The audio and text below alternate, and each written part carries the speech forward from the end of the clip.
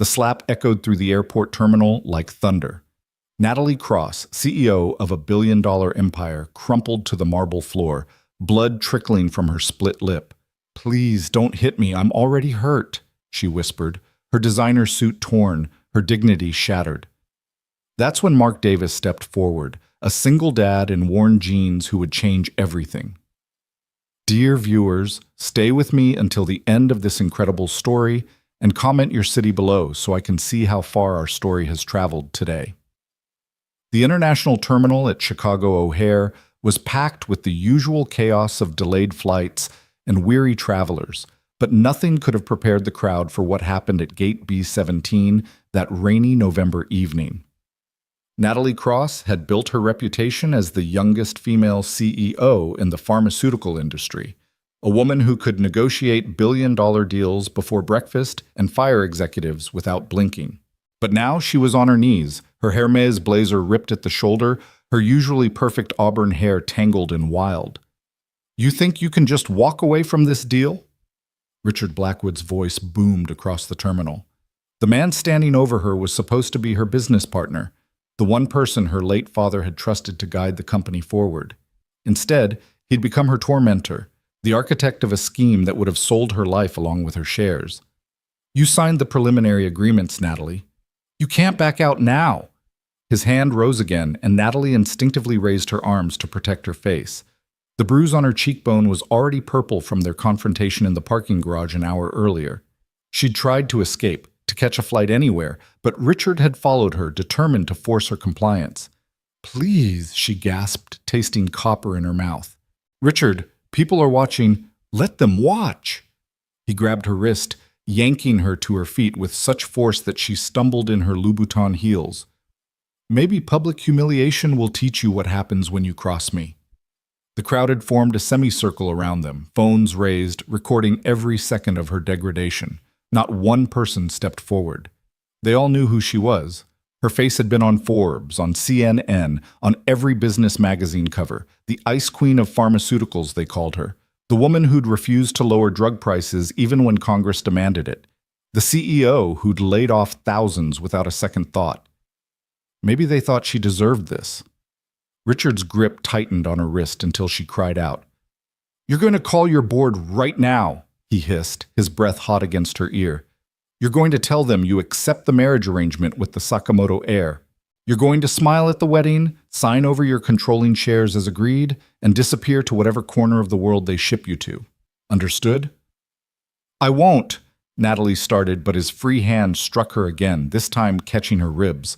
She doubled over, gasping, "Daddy, why is that man hurting that lady?" The small voice cut through the noise like a blade. A little girl, no more than 6, stood 10 feet away, her hand clasped in her father's.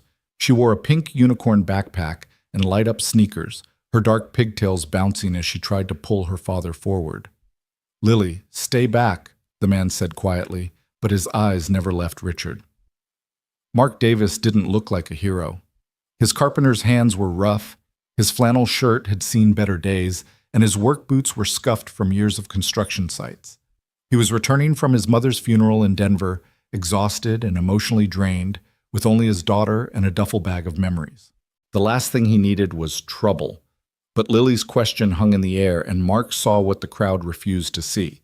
Not a CEO, not a billionaire, but a woman in pain, afraid, alone. "Sir," Mark said, his voice carrying the quiet authority of someone who'd commanded troops in Afghanistan, though Richard couldn't know that. "Let her go." Richard turned, still gripping Natalie's wrist. "This is a private matter. Move along." "Doesn't look private to me." Mark took a step forward, gently moving Lily behind him. "Looks like assault." "Do you know who I am?" Richard's face flushed red. "I could buy and sell you 1,000 times over, whoever you are. This woman is my business partner, and we're having a disagreement. It's none of your concern." "Maybe not," Mark agreed, taking another step forward. His movements were calm, measured, like a man who'd learned that true strength never needed to announce itself. "But you're going to let her go anyway." Richard laughed, a harsh sound that made several onlookers step back. "Or what? You'll call security? They work for people like us, not people like you." Mark's expression didn't change. No, I won't call anyone. He moved closer, close enough now that Richard could see the quiet determination in his green eyes, the set of his jaw that suggested he'd face down far worse than an angry executive. You're going to let her go because it's the right thing to do, and because your hand is shaking. Richard glanced down, startled to realize Mark was right. His hand was trembling where it gripped Natalie's wrist. You're scared, Mark continued, his voice almost gentle. Maybe of losing control, maybe of what happens if this deal falls through. But whatever it is, hurting her won't fix it. You don't understand anything, Richard snarled. This woman cost me everything. She was supposed to... I don't need to understand. Mark was close enough now to reach them. I just need you to let her go. For a long moment, the terminal seemed to hold its breath. Then Richard shoved Natalie forward with such force that she stumbled. Mark caught her before she hit the ground, steadying her with surprising gentleness. This isn't over, Natalie, Richard spat. You can't run from this. The board meets tomorrow, and if you're not there, if you don't agree to the terms, I'll destroy everything your father built. Everything.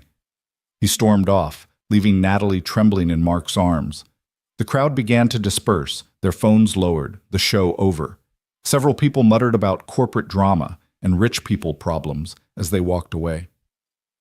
Ma'am, Mark's voice was soft. Are you okay? Natalie tried to stand on her own, but her legs wouldn't cooperate. The adrenaline was fading, leaving only pain and exhaustion. I need to. Daddy, she's hurt, Lily said, peering around her father's leg. She needs a Band-Aid. I have some in my backpack. They have unicorns on them.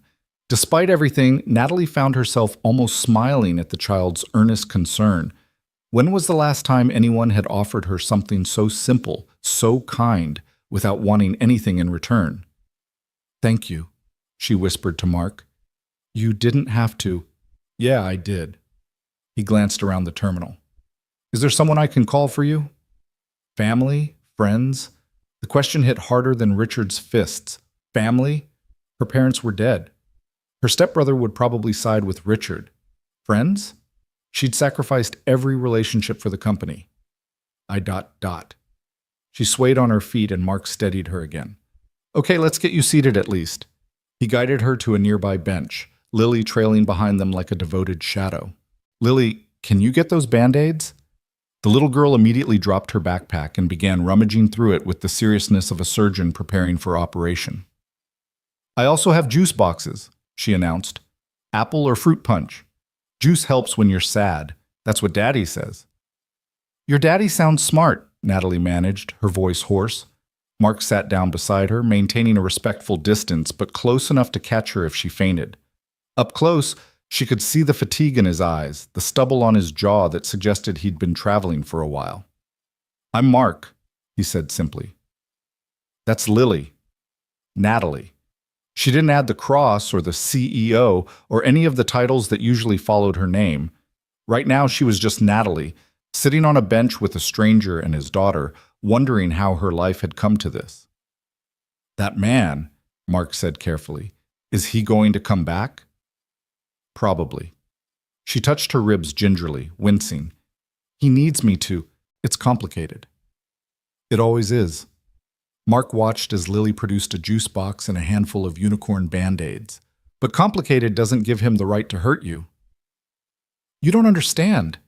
I've done things, made decisions. Natalie's voice broke. Maybe I deserve... No. The single word was firm, final. Nobody deserves that. I don't care what you've done. Lily approached with her supplies, her little face scrunched in concentration. Where does it hurt most? She asked Natalie. Everywhere, Natalie admitted, then caught herself. I mean, I know what everywhere hurts feels like, Lily said solemnly. When Mommy went to heaven, everything hurt for a long time. But Daddy said that's okay because it means we loved really big. Mark's jaw tightened almost imperceptibly. Lily? It's okay, Daddy. The lady needs to know. Lily carefully placed a unicorn Band-Aid on Natalie's hand where the skin had scraped against the floor. See? Unicorns make everything better. That's just science. Despite everything, the pain, the humiliation, the fear of what tomorrow would bring, Natalie found herself laughing. It was a broken sound, half sob, but it was real. "You know what?" Mark said suddenly. "Our flight's been delayed another 2 hours. There's a decent restaurant in Terminal C. Nothing fancy, but they make good soup. When's the last time you ate?" Natalie tried to remember. Yesterday? The day before? She'd been running on coffee and anxiety for so long she'd forgotten what hunger felt like. "I couldn't impose." "You're not imposing. We're offering." Mark stood, extending his hand. "Besides, Lily's been begging for mac and cheese all day, and I never could say no to mac and cheese." "It's the best mac and cheese," Lily added seriously. "They put breadcrumbs on top." Fancy breadcrumbs. Natalie looked at the offered hand, calloused, steady, attached to a man who'd stood up for her when no one else would. Then she looked at Lily, still clutching her unicorn band-aids like precious treasure, ready to heal the whole world one scrape at a time. Her phone buzzed. 12 missed calls from board members. 20 texts from Richard. 3 voicemails from her stepbrother, probably threatening her with legal action if she didn't show up tomorrow. She turned the phone off. "Okay," she said, taking Mark's hand and letting him pull her to her feet. "Mac and cheese sounds good." They made an odd trio walking through the terminal. A construction worker in flannel, a battered CEO in designer clothes, and a 6-year-old in light-up shoes leading the way. People stared, some recognizing Natalie from the earlier scene, but Mark's presence seemed to create a buffer around them, a zone of protection that no one dared breach. The restaurant was nothing special, just another airport chain with overpriced food and harsh lighting. But when they sat down and Lily immediately began coloring on her placemat with crayons she'd produced from her seemingly bottomless backpack, something in Natalie's chest loosened. "So," Mark said, after they'd ordered, mac and cheese for Lily, soup for Natalie, a burger for himself. "You running to something or from something?" "Both." "Neither." Natalie wrapped her hands around her water glass, seeking its coolness. "I was supposed to fly to Tokyo. There's a merger, a marriage arrangement. My father set it up before he died. If I don't go through with it, I lose everything. And if you do go through with it, I lose myself." The words came out before she could stop them. Mark nodded as if this made perfect sense. "Yeah, that's a tough one. You're not going to tell me what to do? Give me advice? Lady, I'm a single dad who works construction. I'm not qualified to give advice to anyone." He smiled slightly. "But I know what it's like to have everything you thought mattered disappear. Sometimes it's the best thing that can happen." "Daddy was in the army," Lily announced, not looking up from her coloring. "He was a hero, but he doesn't like to talk about it. Now he builds houses for families that don't have any. He's still a hero, just a different kind." "Lily, we talked about this." "It's true," Lily protested. "Mrs. Rodriguez said so, and Mr. Kim, and that man at the grocery store who cried when you fixed his roof for free." Mark's ears reddened. People exaggerate. But Natalie was studying him with new eyes, the quiet confidence, the way he'd assessed Richard's weakness, the protective instinct that had sent him forward when everyone else stepped back. "You were military?" "Army. Did my time. Now I do this." He gestured vaguely. "It's simpler." Their food arrived, and Lily dove into her mac and cheese with enthusiasm. Natalie took a spoonful of soup and nearly moaned. When had simple chicken noodle tasted so good? "Can I ask you something?" she said to Mark. "Shoot." "Why did you help me?" "Really?" Mark considered this, taking a bite of his burger. "Lily asked why that man was hurting you. What was I supposed to tell her? That sometimes people hurt each other and we just watch? That money or power makes it okay? She's going to grow up in this world. I want her to know that someone will always stand up, even when it's inconvenient, even when it's not their problem." "But you didn't know anything about me." "I could be... I'm not a good person, Mark. The things I've done for my company. Are you hurting anyone right now?" "What?" "Right now, in this moment, are you hurting anyone?" "No, but..." "Then right now, you're good enough for mac and cheese." He smiled slightly. "Tomorrow, you can go back to being whoever you think you are. Tonight, you're just someone who needed help." Lily looked up from her placemat, which now featured an elaborate unicorn kingdom. "Daddy says everyone gets a fresh start every day. like how the sun comes up new. You can be anybody when the sun comes up. Smart daddy, Natalie said softly. The smartest, Lily agreed. He can fix anything. Houses, cars, toys. Maybe he can fix your sad too. Lily, that's not, Mark started. I'm trying, Lily said to Natalie, ignoring her father. It just takes time. Daddy was really sad when Mommy went to heaven, but I drew him pictures every day, and we planted flowers, and we talked to Mommy at night before bed.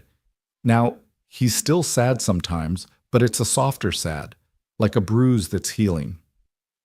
Natalie's eyes burned with unexpected tears. This child, this innocent soul who'd lost her mother, was trying to comfort a stranger. When had anyone last shown her such pure kindness? What happened? She asked Mark quietly. If you don't mind.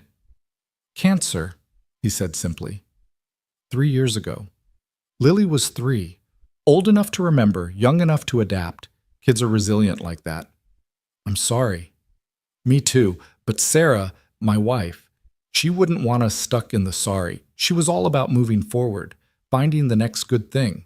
He watched Lily return to her coloring. Some days are harder than others. And you never remarried? Found someone else? Mark shrugged. Been focused on Lily. Being enough for her. Work keeps me busy, and she's got activities, soccer, art class, a piano teacher who claims she has natural talent, but I think just likes my check clearing every month. Daddy, Lily protested, Mrs. Chen says I have promise. You have something, Mark agreed. I'm not sure it's musical. They fell into comfortable conversation, the kind that happens when strangers realize they're not really strangers at all, just people who hadn't met yet. Mark told her about his construction company, small but growing, specializing in affordable housing and renovation for low-income families. Natalie found herself sharing stories from before the CEO title, before the pressure, before she'd forgotten who she used to be. I wanted to be a teacher, she admitted, surprising herself. Elementary school. I loved kids, loved the idea of shaping minds, making a difference. But my father said teachers don't change the world, CEOs do. He was wrong, Mark said simply. Teachers changed my world. Mrs. Patterson, 5th grade, told me I was smart enough for college, even though my dad said college was for rich kids. She's the reason I got into West Point. But you didn't stay military? Sarah got sick right after my second deployment. Choices had to be made. I chose her, chose Lily. Never regretted it. The restaurant was starting to empty, the late hour and delayed flights creating an unusual calm in the terminal.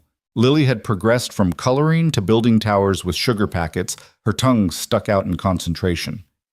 Your flight, Natalie said suddenly. I'm keeping you delayed another hour according to the board. Besides, Mark looked at her seriously. You shouldn't be alone right now. That man, Richard, he might come back. He will come back. He has too much riding on this deal. Natalie's phone, still off, felt like a weight in her purse. I should probably... Nope, Lily announced. You need more time. Daddy, tell her about the breathing thing. The breathing thing? For when everything feels too big, Lily explained. Daddy taught me. You breathe in for 4, hold for 4, out for 4. It makes your body remember it's okay. Special Forces training, Mark admitted, for dealing with stress. Lily had nightmares after. It helped. Show me? So there, in an airport restaurant with sticky tables and fluorescent lighting, a CEO worth billions learned to breathe from a 6-year-old and her father. In for 4, hold for 4, out for 4. Simple, basic, revolutionary. Better? Lily asked. Better, Natalie admitted. And it was true. The vice around her chest had loosened slightly. Our flight's boarding, Mark said, checking his watch. But, he hesitated, then pulled out his phone. Look, I know this is weird, but take my number. In case you need something, someone, whatever. Natalie stared at the offered phone. When did people just give their numbers anymore? No business card, no networking app, just a simple gesture of human connection. She entered her number, then his, into her phone. Thank you, she said, for everything. Don't know how to repay. You don't. That's not how it works. Mark stood, helping Lily pack up her coloring supplies. You pass it on sometime. When you see someone who needs help, you help. That's the deal. Daddy, can she come with us? Lily asked suddenly. She doesn't have anywhere to go. Lily, she has a life here. Actually, Natalie said, surprising herself again, I don't. Not really. I have a company that's about to be taken from me, an apartment I barely see, and a family that only cares about my net worth. She stood as well, her decision suddenly crystal clear. I don't suppose you know any good hotels near where you live. I think I need to not be here for a while. Mark and Lily exchanged looks. Well, Mark said slowly, Chicago's got plenty of hotels. But it's late, you're hurt, and… He paused, seeming to wrestle with something. We have a spare room. It's nothing fancy, just a converted office, but it's clean and safe. You could stay tonight, figure out your next move when the sun's up and everything doesn't feel so overwhelming. I couldn't… Yes, Lily interrupted. Please say yes. I'll show you my room and my drawings and my fish. His name is Mr. Bubbles, but he doesn't blow bubbles, which I think is false advertising. Natalie looked at these two strangers who'd shown her more kindness in 2 hours than anyone had in years. The smart thing would be to say no, to check into a hotel, to face tomorrow's board meeting and salvage what she could of her empire. But when had the smart thing ever made her happy? Okay, she said. If you're sure, we're sure, Lily said firmly. Daddy, tell her we're sure. We're sure, Mark echoed, and his smile was warm, genuine. Come on, let's go home. They walked to their gate together, Lily between them, chattering about everything and nothing. Other passengers glanced at them curiously. The well-dressed woman with the bruised face, the working man with gentle eyes, the child who seemed to think she'd just won the lottery by gaining a new friend. As they boarded the plane to Chicago, Natalie's phone buzzed one more time in her purse. She pulled it out, saw Richard's name, and without hesitation turned it completely off. Window or aisle? Mark asked, checking their boarding passes. I… Natalie realized she hadn't flown commercial in 5 years. The company jet was always waiting. I don't know. Window, Lily decided. You need to see the clouds. Daddy says Mommy lives in the clouds now, so they must be pretty special. As Natalie settled into the middle seat, Lily at the window and Mark on the aisle, she felt something she hadn't experienced in years. Protected. Safe. Part of something, even if that something was temporary and made no sense. The plane lifted off into the night sky, leaving behind the terminal where Natalie Cross, the CEO, had fallen to her knees.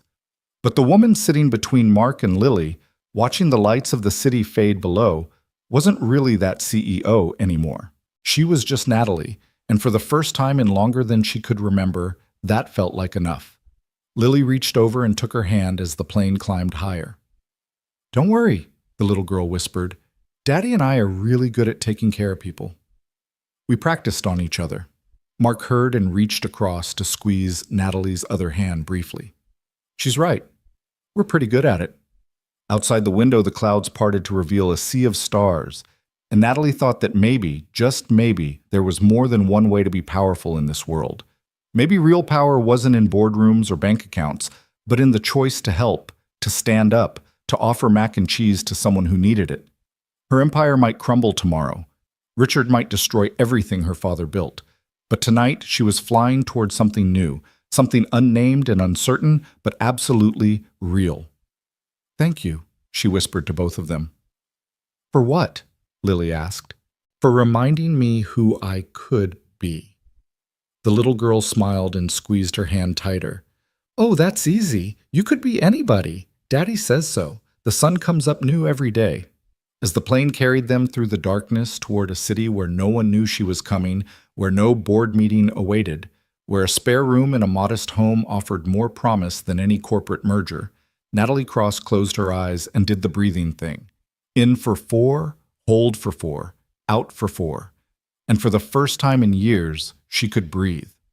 The rain started just as they landed in Chicago, a steady drumming against the aircraft windows that made Lily press her nose to the glass in fascination. The clouds followed us down, she announced with the certainty only a 6-year-old could possess. Natalie watched the child's wonder and felt something crack inside her chest, some wall she'd built so carefully over the years beginning to crumble. Mark gathered their things with practiced efficiency, helping Lily with her unicorn backpack while keeping a protective eye on Natalie. She moved stiffly, her ribs protesting every breath, but she refused to show weakness. Old habits died hard, even when your world was collapsing. "My truck's in long-term parking," Mark said as they made their way through O'Hare's familiar corridors. "It's nothing fancy, but it runs." Nothing fancy turned out to be a Ford F-150 with car seats in the back and coffee cups in every holder. The dashboard was cluttered with parking receipts, Lily's artwork, and a small framed photo of a woman with Lily's same dark eyes and Mark's smile. Sarah, Natalie realized, still riding with them, even 3 years later. "Sorry about the mess," Mark said, clearing fast food napkins from the passenger seat. "We drove straight to the airport from Denver. My mom's funeral was—" He paused. "Complicated." "I'm sorry," Natalie said, settling into the worn leather seat. "I didn't realize you were dealing with the loss, too." "Daddy's mom was mean," Lily piped up from her car seat. "She said I reminded her of Mommy, and that made her sad, which doesn't make sense because Mommy should make people happy, not sad." "Lily, we talked about this. It's true. She said Mommy trapped you with a baby and that's why you left the army. But that's stupid because I wasn't even born when you left the army. I came after, which means I'm not a trap. I'm a surprise. Like finding money in your pocket." Mark's hands tightened on the steering wheel as he navigated the parking garage. "My mother had opinions about everything. Sarah being Korean was just one of many things she disapproved of." Natalie thought of her own father, his endless disapproval, his constant push for more, better, bigger. "Families are complicated," she said softly. "The best ones are," Mark agreed, pulling onto the rain-slicked highway. "The worst ones are just mean." They drove in comfortable silence for a while, Lily humming something tuneless in the back, the wipers beating a steady rhythm. Natalie watched the city lights blur past, each one representing a life, a story, a world she'd never bothered to notice from her corner office high above the streets. "We're almost home," Mark said, taking an exit into a neighborhood that had seen better days. Small houses crowded together, some well-maintained, others showing the wear of hard times. "It's not much, but it's perfect," Natalie interrupted, surprising herself with her vehemence. "It's real." Mark's house sat on a corner lot, a 2-story craftsman that had obviously been restored with love and skill.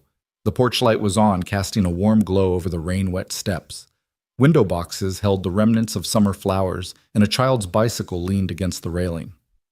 "I've been fixing it up slowly," Mark said, pulling into the narrow driveway. "Bought it as a foreclosure 3 years ago, right after Sarah died. Needed something to do with my hands. Daddy built my whole room," Lily announced, "with shelves that look like trees and a reading nook that's like a cave, but not scary. He says building things helps his inside feel less broken." Mark's ears reddened. "Lily has no filter," he said apologetically. "No," Natalie said. "She has no pretense. There's a difference." They hurried through the rain to the front door, Mark carrying a sleeping Lily who'd finally succumbed to the late hour. Inside, the house was exactly what Natalie expected, and nothing like it at the same time. Clean but lived in, organized but clearly home to a child. The walls were covered with Lily's artwork, framed like masterpieces. Books overflowed from shelves Mark had obviously built himself. A piano sat in the corner, sheet music scattered on the bench. "Let me put her to bed," Mark said quietly. "Make yourself at home. Kitchen's through there if you need water or anything." Natalie wandered into the kitchen, taking in the magnets on the refrigerator, holding up school papers and appointment reminders. A calendar on the wall was filled with Mark's neat handwriting. Soccer practice, piano lessons, school play rehearsal. The life of a single parent laid out in blue ink. Her phone, still in her purse, felt like a bomb waiting to explode. She knew she should turn it on, face the messages, deal with the crisis. But standing in this warm kitchen with its mismatched chairs and coffee-stained counters, she couldn't bring herself to let that world back in yet. "She went down easy," Mark said, returning. "Usually takes 3 stories and a negotiation about breakfast. You must have worn her out with all that excitement. She's remarkable, Natalie said. You've done an amazing job with her. I've done what I could. Some days that feels like enough. Other days. He shrugged, pulling 2 mugs from a cabinet. Tea? Coffee? Something stronger? I think I have a bottle of whiskey somewhere that someone gave me after Sarah's funeral. Tea sounds perfect. They stood in comfortable silence while the water boiled, the rain creating a cocoon around the little house. Natalie found herself studying Mark when he wasn't looking, the way his hands moved with careful precision, the slight stoop to his shoulders that spoke of carrying too much for too long, the gentleness that seemed to radiate from him despite his obvious strength. "Can I ask you something?" she said as he handed her a mug of chamomile tea. "Sure."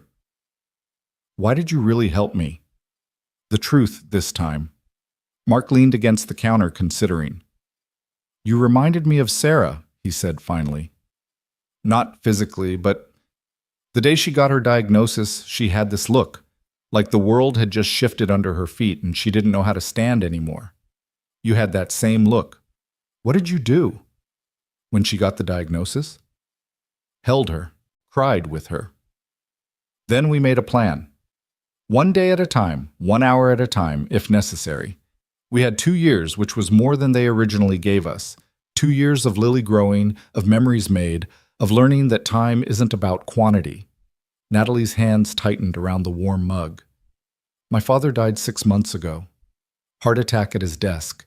He was in the middle of a merger negotiation. They found him with his pen still in his hand."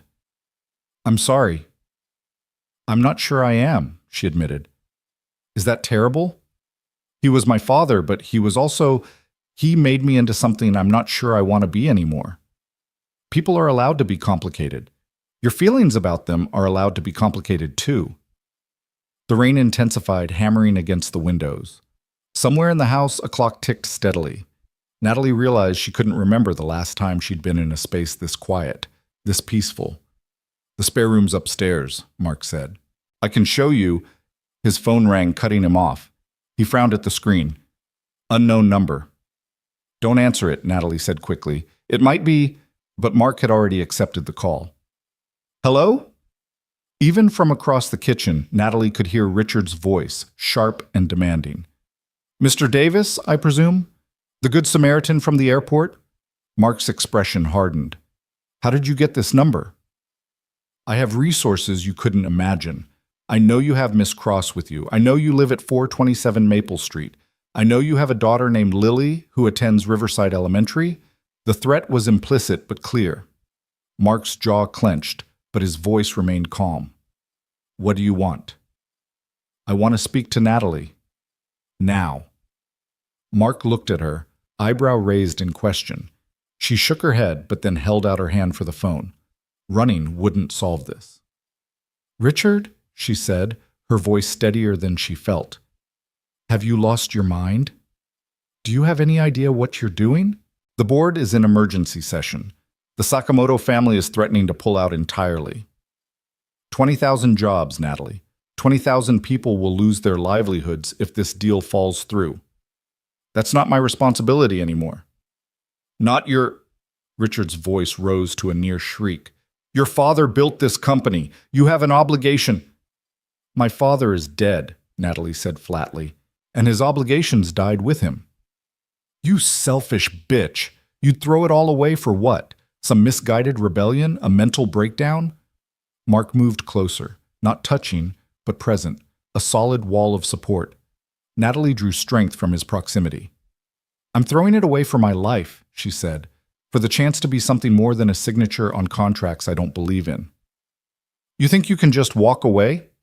"I have documents with your signature, preliminary agreements. The board can sue you into oblivion." "Then let them." Silence on the other end, then Richard's voice, low and dangerous. "I'm coming to Chicago. We're going to settle this face to face. I won't see you. You will. Because if you don't, I'll make sure your new friend loses everything, his construction business, his house, maybe even his precious daughter. Foster care can be so traumatic for children, don't you think?" The line went dead. Natalie stood frozen, the phone still pressed to her ear. Mark gently took it from her hand. He can't, she started. He can try, Mark said calmly. Men like him always think they can buy or threaten their way into anything. But Natalie, I need you to understand something. You don't have to face him. You don't owe him or anyone else a confrontation. But what he said about Lily, about your business, I've faced worse threats from better men, Mark said simply. In Afghanistan, they threatened my unit's families to try to break us. You know what we learned? Bullies only have the power you give them. This is different. Richard has resources, lawyers, connections, and I have something he doesn't. Mark's smile was slight, but genuine. Nothing left to lose except what really matters. My business? I can rebuild. My house? It's just walls and a roof. But Lily, my integrity? Those aren't for sale or subject to negotiation. Natalie sank into one of the kitchen chairs, suddenly exhausted. I shouldn't have come here. I've put you both in danger. No, Mark said firmly, sitting across from her. You've given us a chance to do something that matters. Lily learned tonight that standing up for someone isn't just a concept, it's an action. That's worth any risk. You don't even know me. I could be lying about everything.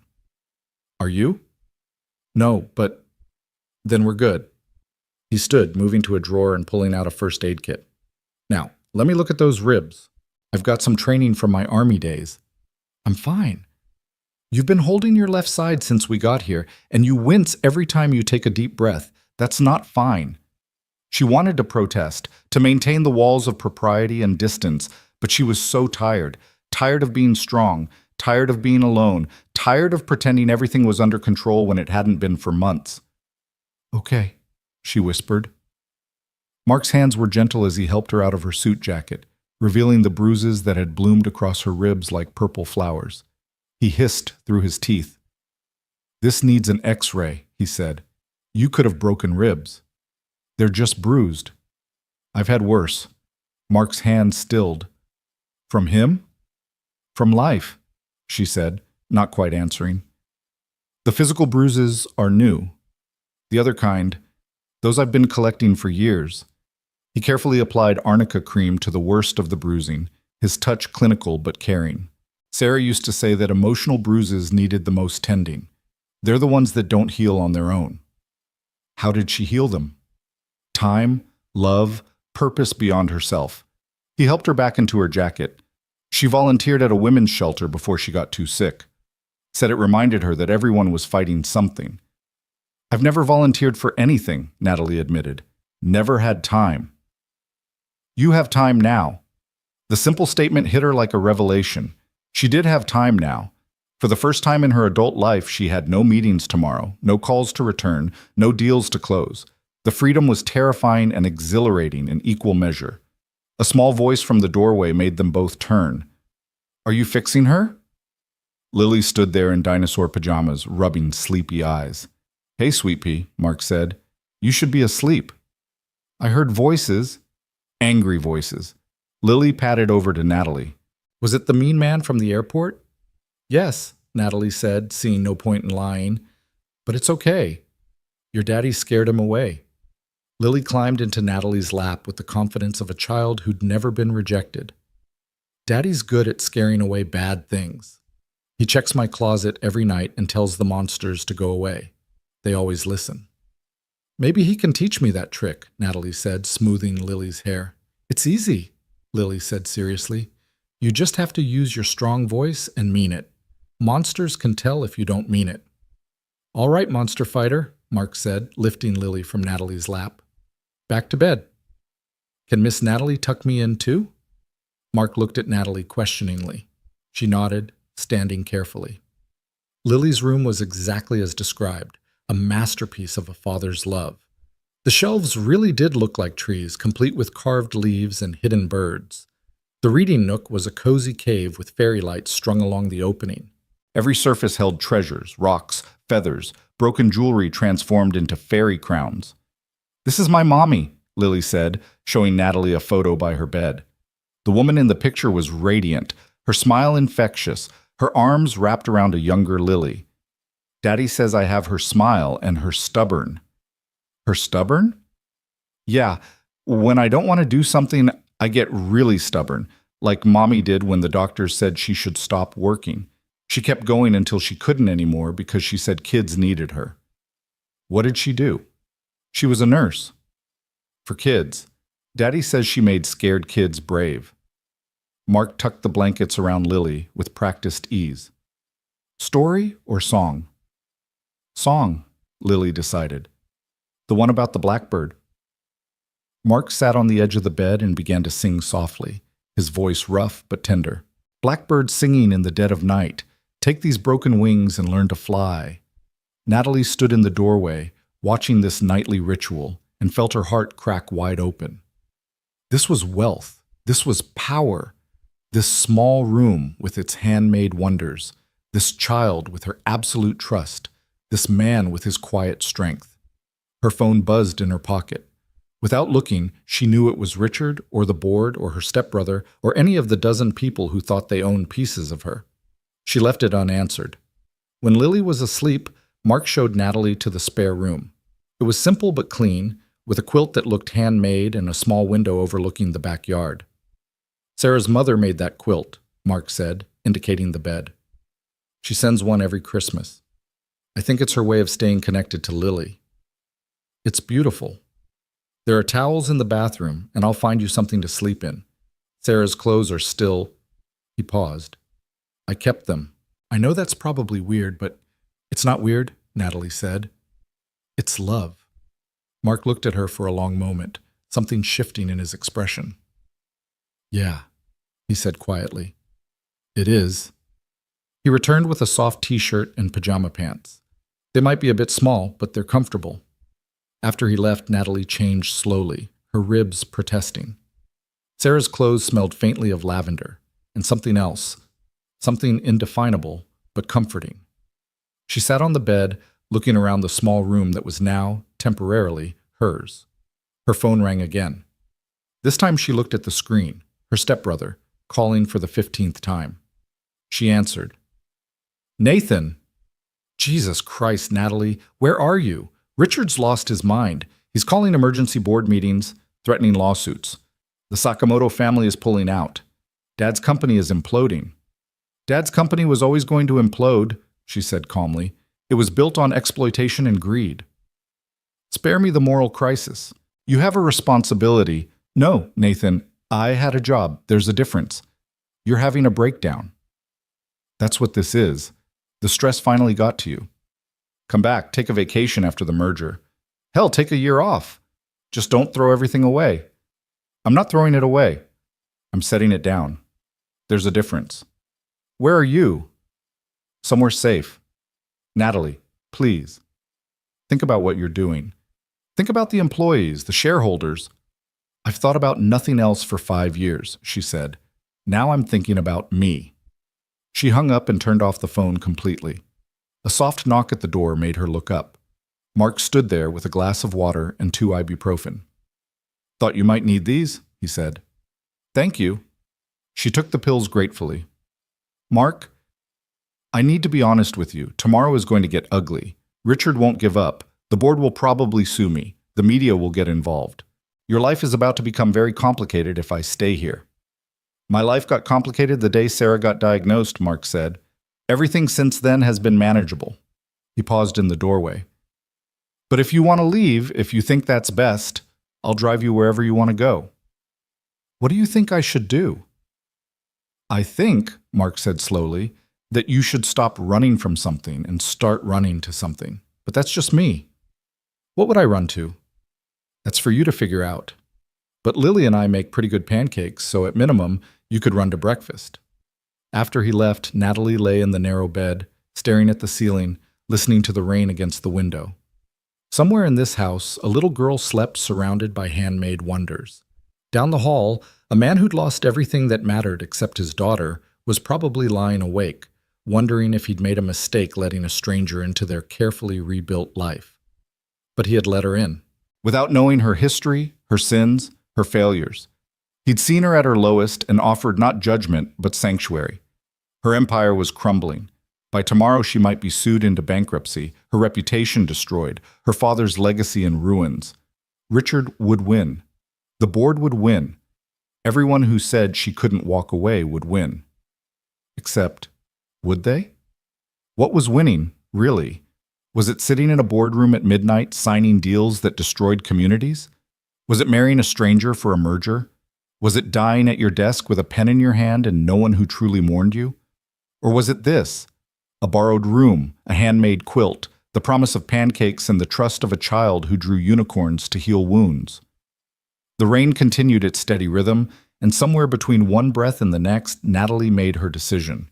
Not the big decision. That would come later with lawyers and documents and formal resignations, but the small decision, the one that mattered most. She would stay for breakfast. She would stay to see Lily's fish that didn't blow bubbles. She would stay to learn how Mark had rebuilt his life from the ashes of loss. She would stay because for the first time in years, someone had seen her not as a CEO or an heiress or a problem to be solved, but as a person who needed help. Tomorrow, Richard would come with his threats and his lawyers. The board would demand answers. The media would paint her as either a villain or a victim, neither of which was true. But tonight, she was just Natalie, wearing borrowed pajamas in a stranger's spare room, listening to the rain and feeling something she'd thought was dead forever. Hope. The sound of footsteps in the hall made her sit up, not Mark's heavy tread, but lighter. Lily appeared in the doorway, dragging a stuffed elephant behind her. "I can't sleep," she announced. "Mr. Elephant says you're sad and need company." "Mr. Elephant is very wise," Natalie said, shifting over to make room. Lily climbed into bed beside her, arranging herself and the elephant with great ceremony. "Daddy says it's okay to be sad. It means you're human. Robots don't get sad." "I felt like a robot for a long time," Natalie admitted. "But not anymore?" "No, not anymore." "Good. Robots can't eat pancakes. Their circuits would get sticky." They lay in comfortable silence, the little girl's warmth a balm against the ache in Natalie's ribs and heart. "Miss Natalie." "Yes? Are you going to stay?" "For breakfast, yes. What about after breakfast?" "I don't know." Lily considered this. When Mommy was sick, she didn't know about tomorrow either. So we made up a game. We'd say, "Today I'm here," every morning. That way we didn't have to worry about tomorrow. "Today I'm here," Natalie whispered. "See? Easy." Lily yawned enormously. "Can I tell you a secret?" "Of course. I think Daddy likes you. Not like because he still loves Mommy, but likes you like you're important. He doesn't let many people be important. You're very observant for 6. I'm almost 7. That's practically grown up." Mark's voice from the doorway made them both look up. "Lily Marie Davis, what are you doing out of bed?" "Keeping Miss Natalie company," Lily said innocently. Mr. Elephant insisted. "Mr. Elephant needs to learn boundaries." But Mark's voice was fond, not angry. "Come on, back to your own bed." "Can I stay?" "Please, I'll be quiet." Mark looked at Natalie, who nodded. "Fine. But if I hear giggling, you're out." "No giggling," Lily promised solemnly. Mark hesitated, then said, "Natalie, you should know, Richard called again. He's on a plane to Chicago. He'll be here in the morning." "I know." "We can leave. I have a cabin about 2 hours north. It's not much, but—" "No more running," Natalie said. "If he wants to find me, he can find me here. But I'm done being afraid of him." Mark nodded slowly. "Okay, we'll face it together then. You don't have to— Yes," he said firmly. "I do. You're not alone in this anymore." After he left, Lily snuggled closer. "See?" she whispered. "Important." Natalie wrapped her arm around the little girl, careful of her ribs. Outside, Chicago spread out in all its messy, beautiful glory. Somewhere in the city, Richard was probably already planning his attack, marshaling his forces, preparing to drag her back to the life she'd escaped. But here, in this small room, with a handmade quilt and a 6-year-old philosopher, Natalie felt more powerful than she had in any boardroom. This was choosing. This was freedom. This was the beginning of whatever came next. "Miss Natalie?" Lily's voice was drowsy. "Yes?" "I'm glad the mean man hurt you." Natalie stiffened. What? Not glad he hurt you, but glad it made you come with us. Sometimes bad things lead to good things. Mommy said so. Your mommy was very wise. The wisest. Except about vegetables. She thought Brussels sprouts were food, which is obviously wrong. Natalie found herself laughing, actually laughing, for the first time in months. It hurt her ribs, but healed something else. Go to sleep, she said softly. You too. Tomorrow needs us rested. Why? Because tomorrow we make pancakes. Pancakes require energy. As Lily's breathing deepened into sleep, Natalie stared at the ceiling and thought about choices. Every choice she'd made for the last 5 years had been about preserving her father's legacy, meeting others' expectations, maintaining an image. But Mark had chosen love over career when Sarah got sick. Lily chose joy even after losing her mother. Sarah had chosen to keep working with sick children until she couldn't anymore. All of them had chosen humanity over everything else. The rain had stopped, leaving only the sound of water dripping from the gutters. Somewhere a dog barked. A car passed, its headlights briefly illuminating the room before moving on. The ordinary sounds of an ordinary neighborhood where extraordinary people lived their extraordinary ordinary lives. Her phone, still off, held no power here. Richard's threats felt distant, almost abstract. The board's anger, the merger's collapse, the empire's fall, none of it could touch this moment, this room, this unexpected peace. Today I'm here, she whispered to the darkness. And for today, that was enough. The first light of dawn was just beginning to creep through the window when Natalie woke. Lily was sprawled across the bed like a starfish, Mr. Elephant somehow on the floor. The smell of coffee drifted up from downstairs, along with the sound of quiet movement in the kitchen. Natalie carefully extracted herself from the bed, tucked Lily back in, and padded downstairs. Mark was at the stove, already dressed in jeans and a flannel shirt, making what appeared to be preparations for the promised pancakes. Morning, he said without turning around. Coffee's ready. How did you know it was me? Lily sounds like a herd of elephants on the stairs. You move like someone who's learned to be invisible. She poured herself a cup of coffee, wrapping her hands around its warmth. Old habit. In board meetings, the less notice you draw before you strike, the better. Sounds exhausting. It was. They stood in comfortable silence, watching the sunrise paint the kitchen gold. The ordinary magic of a new day beginning. He'll be here soon, Mark said. Richard? I know. What's your plan? I don't have one, Natalie admitted. For the first time in my life, I don't have a plan. That's not necessarily a bad thing. It's terrifying. The best things usually are. Mark flipped a test pancake with practiced ease. Sarah was terrified when we found out she was pregnant. We were young. I was about to deploy. She was in nursing school. Nothing about it made sense. But Lily happened anyway. The best things don't wait for perfect timing. The doorbell rang at exactly 8:30, just as Lily was drowning her third pancake in enough syrup to float a small boat. The sound cut through the morning warmth like a blade, and everyone froze. Even Lily, who'd been chattering nonstop about her upcoming school play, fell silent. That's him, Natalie said unnecessarily. Her coffee cup trembled slightly as she set it down. Mark stood, his movement calm and deliberate. Lily, honey, why don't you go upstairs and play in your room for a bit? But I'm not done with pancakes, Lily protested, then caught sight of their faces. Is it the mean man? Yes, Mark said simply. He'd learned never to lie to his daughter about hard things. Lily slid off her chair and walked over to Natalie, wrapping her small arms around her waist. Remember the strong voice, she whispered. And if he's mean again, Daddy will make him leave. The doorbell rang again, more insistent this time.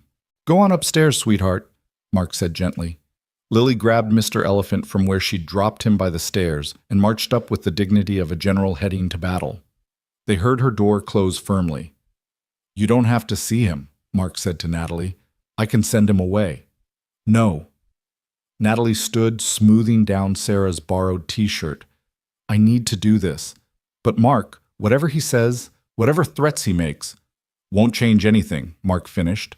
I told you, we're in this together. He walked to the door with Natalie following. Through the peephole, she could see Richard standing on the porch in his $1,000 suit, looking grossly out of place in the modest neighborhood. Behind him stood two men who were clearly lawyers, and behind them, a black town car idled at the curb. Mark opened the door but didn't step aside. Mr. Blackwood, Mr. Davis. Richard's voice dripped disdain as he took in Mark's appearance, the simple house, the toys visible in the hallway. I'm here to collect Miss Cross. She's not property to be collected, Mark said evenly. No, but she is the CEO of a major corporation with fiduciary responsibilities she's currently abandoning. Richard's eyes found Natalie over Mark's shoulder. My God, look at you. Hiding in this hovel, playing house with some construction worker. Your father would be disgusted. My father is dead, Natalie said, stepping forward. His opinions died with him. His company didn't. The company you're destroying with this childish tantrum. Let them in, Mark, Natalie said quietly. Let's get this over with. Mark stepped aside reluctantly, and Richard swept in with his lawyers, their expensive shoes loud on the hardwood floors. They looked around the living room with barely concealed contempt, taking in the secondhand furniture, the crayon drawings, the lived-in comfort of the space. 2 hours, Richard said, checking his Rolex. You have 2 hours to pack whatever you need and come with us.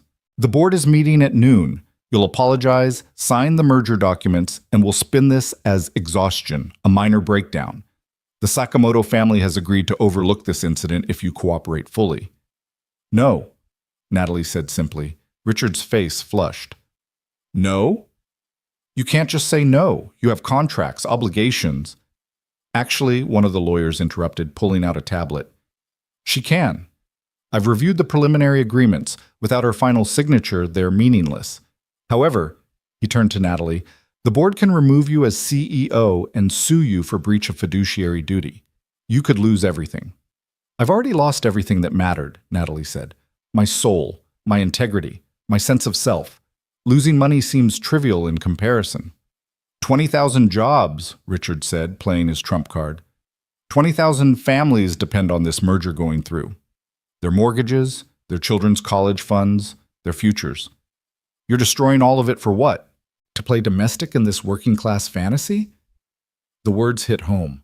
Natalie wavered, thinking of all those employees, all those families.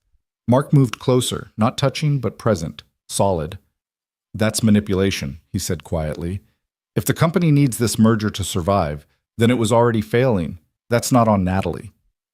What would you know about it? Richard sneered. You hammer nails for a living. I know right from wrong, Mark replied, which seems to be more than you do. Richard ignored him, focusing on Natalie. Your mother's medical research foundation, it's funded entirely by company profits. Without the merger, it closes.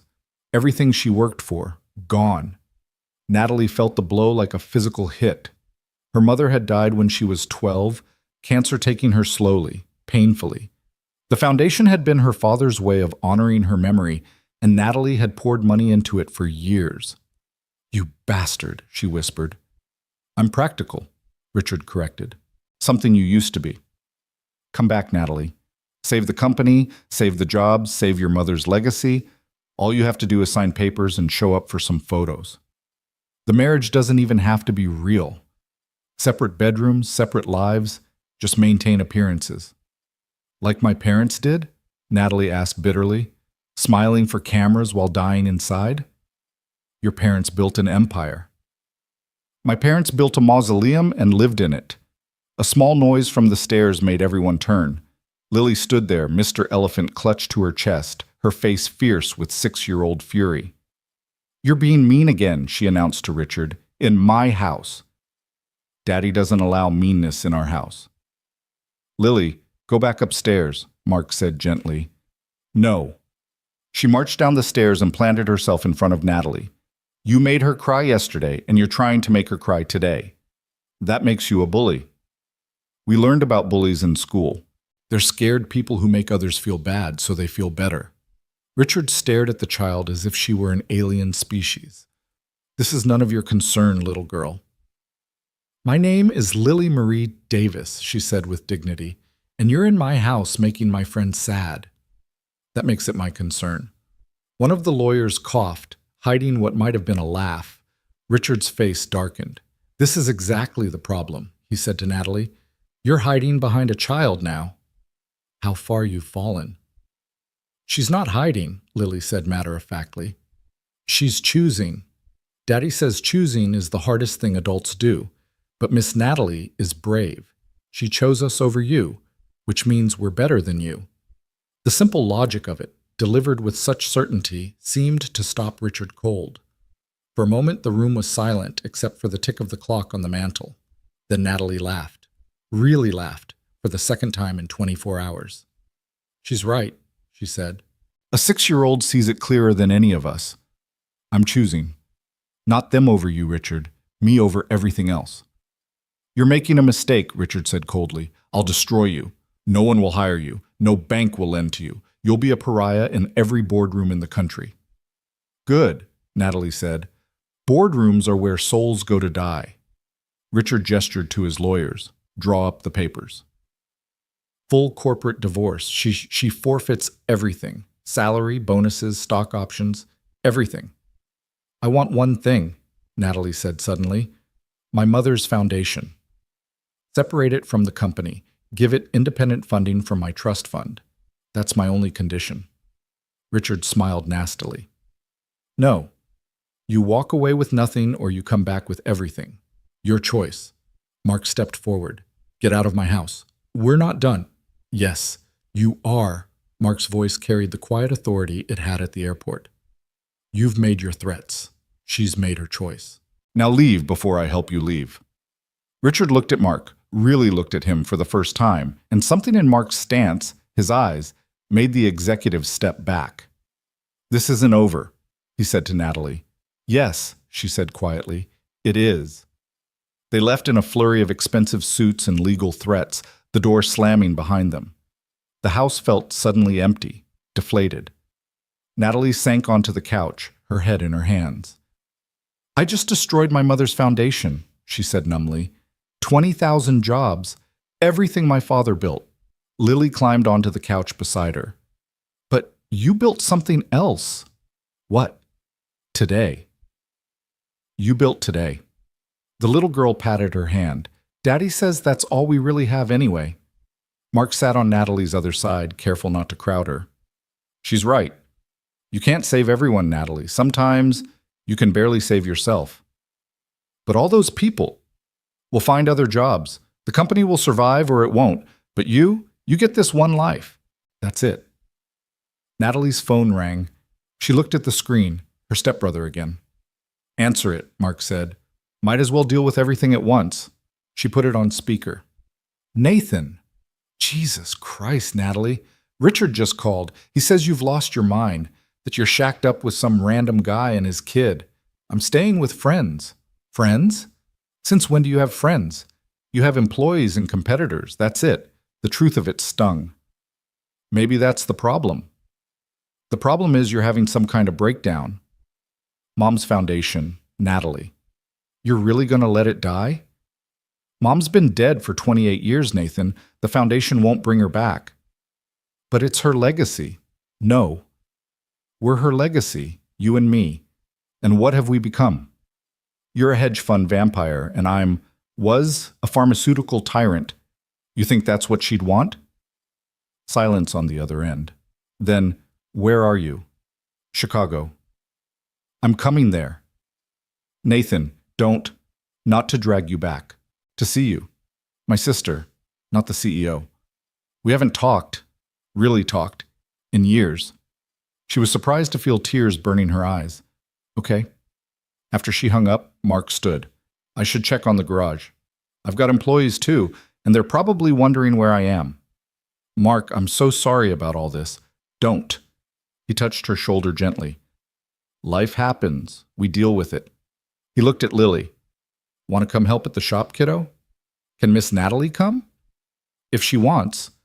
Natalie looked at these two people who'd taken her in without question, who were offering her not just shelter, but belonging. I'd like that. Mark's shop was only 10 minutes away, a converted warehouse with Davis Construction Building Dreams, one home at a time, painted on the side. Inside, it smelled of sawdust and possibility. 3 men were working on what looked like cabinet doors, and they all looked up when Mark entered. "Boss, we thought you'd been abducted by aliens," one called out, a heavy-set black man with kind eyes. "Close," Mark said. "Lily, you remember Mr. Jerome." "Hi, Mr. Jerome." Lily ran over to show him Mr. Elephant. "This is Miss Natalie. She's staying with us because a mean man hurt her, but Daddy scared him away." Jerome looked at Natalie, taking in her bruised face and borrowed clothes, and his expression softened. "Well, any friend of Lily's is welcome here." The other workers introduced themselves. Tom, an older white man with gnarled hands that spoke of decades of craftsmanship, and Miguel, young and eager, clearly learning the trade.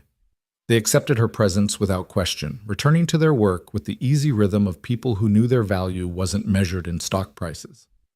"What are you building?" Natalie asked, running her hand over a smooth piece of oak. "Cabinets for the Hendersons," Mark said. "They're retiring, downsizing, but wanted something special for their new place. Tom's been working on the detail work for weeks." Tom looked up with quiet pride. 40 years of marriage deserves good cabinets.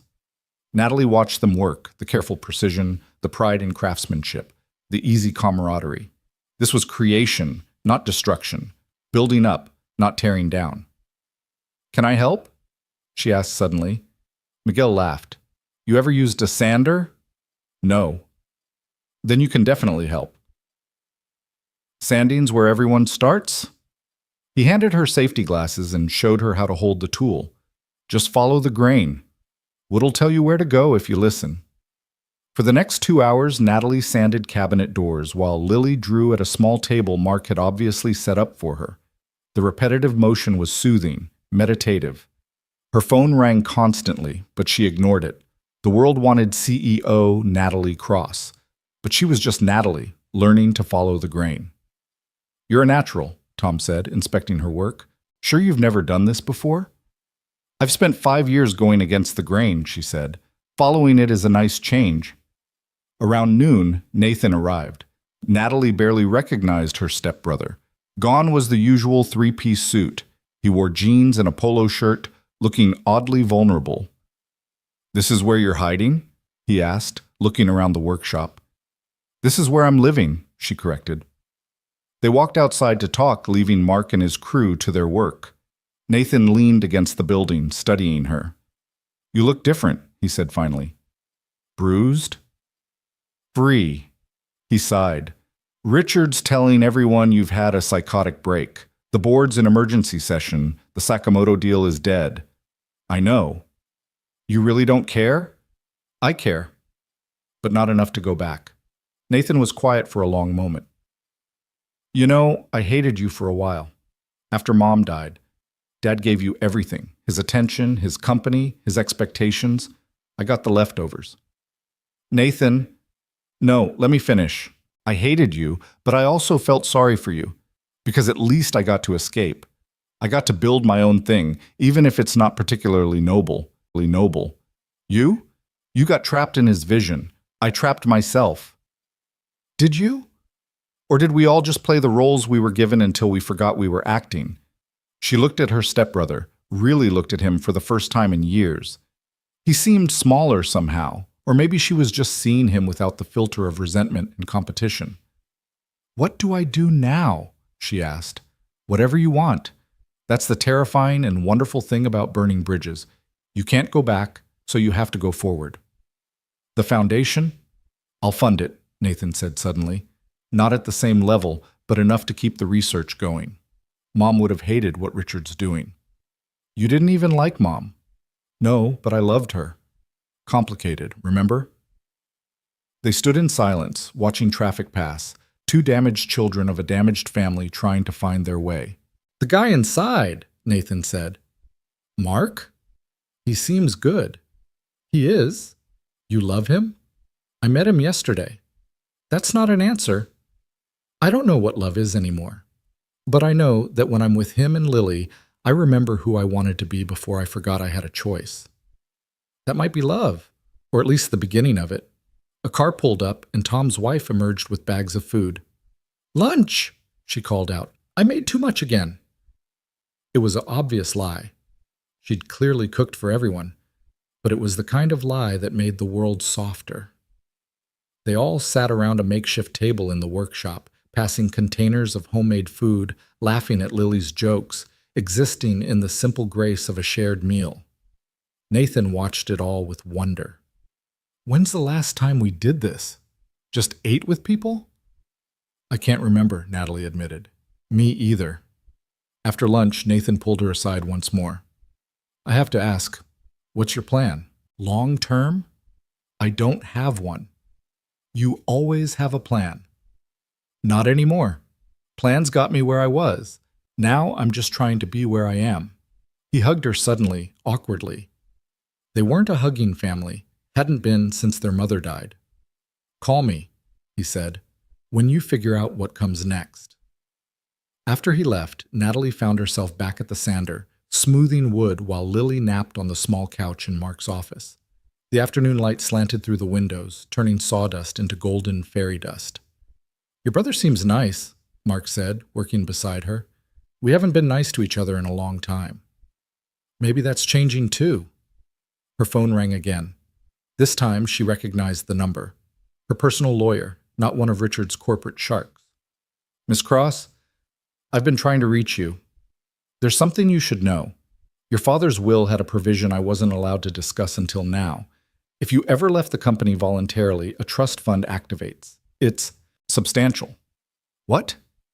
Why wouldn't he tell me?" "The letter he left with it says, and I quote, 'If you're hearing this, you finally found the courage to leave. Your mother would be proud. Use this to build something that matters.'" Natalie's legs gave out. She sat hard on a stack of lumber, the phone shaking in her hand. "How much?" she whispered. $50 million. And the house in Vermont your mother loved. It's been maintained all these years, waiting." After the lawyer hung up, Natalie sat in stunned silence. Her father had known, had planned for this, had maybe even hoped for it. "You okay?" Mark asked, sitting beside her. "My father, he left me an escape hatch. All this time there was a way out, and I didn't know." "Would you have taken it if you'd known?" She thought about it. "No. Not until I was ready, not until yesterday. Then it came at the right time. I could fund the foundation. I could do something real." "You could do anything." She looked at him, this man who'd built a life from loss, who created rather than destroyed. "What would you do?" "Honestly, I'd take some time to figure out who you are when you're not running from or to something. Then I'd build from there." Lily appeared in the doorway, rubbing sleepy eyes. "Is it time to go home?" "Home." The word hung in the air, loaded with possibility. "Yeah, kiddo," Mark said. "Let's go home." As they drove back to the little house on Maple Street, Natalie's phone rang one more time. "Richard." "Don't," Mark said. "Whatever he has to say doesn't matter now." But she answered anyway.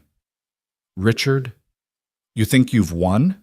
His voice was slurred, drinking already, and it was barely 4 o'clock. "I'll destroy you. I'll make sure everyone knows what a failure you are." "Richard, I need to tell you something." "What?" "I forgive you." Silence. Then, "I don't want your forgiveness." "I know, but you have it anyway. We're both products of a toxic system. The difference is, I'm choosing to leave it. You still can, too." "You're naive." "Maybe, but I'm free. Goodbye, Richard."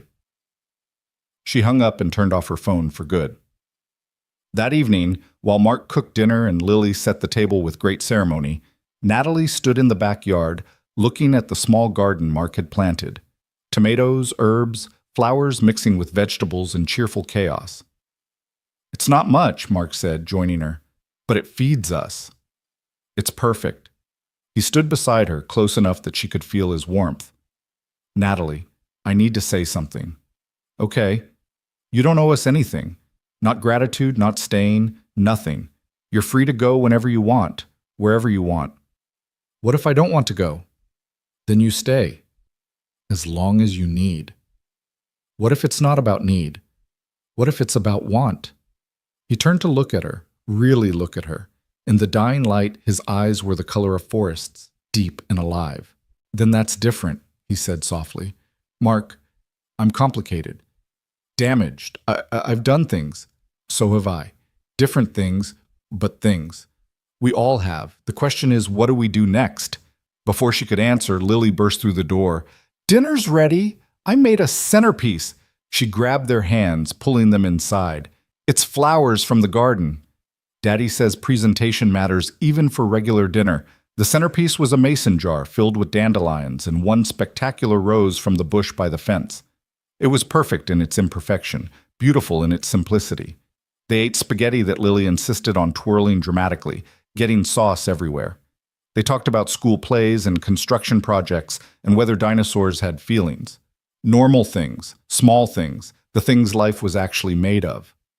Miss Natalie, Lily said as Mark cleared the dishes, are you going to live with us now? I don't know, sweetheart. Would that be okay with you? More than okay.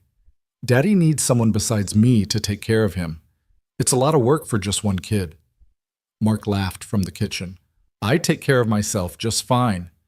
You forgot to eat lunch 3 times last week, Lily pointed out, and you wore different socks yesterday. Fashion choice. Mistake, Lily corrected. She looked at Natalie seriously. He needs us. I think, Natalie said carefully, we all need each other. Exactly. See, Daddy, she gets it. Later, after Lily was in bed and the dishes were done, Natalie and Mark sat on the front porch, watching the neighborhood settle into evening. Kids were called inside, porch lights came on, the ordinary ballet of suburban life. I got a job offer today, Natalie said suddenly. Mark tensed. Already? Not that kind of job. Tom's wife at lunch. She mentioned they need someone at the women's shelter. Administrative work, grant writing, fundraising.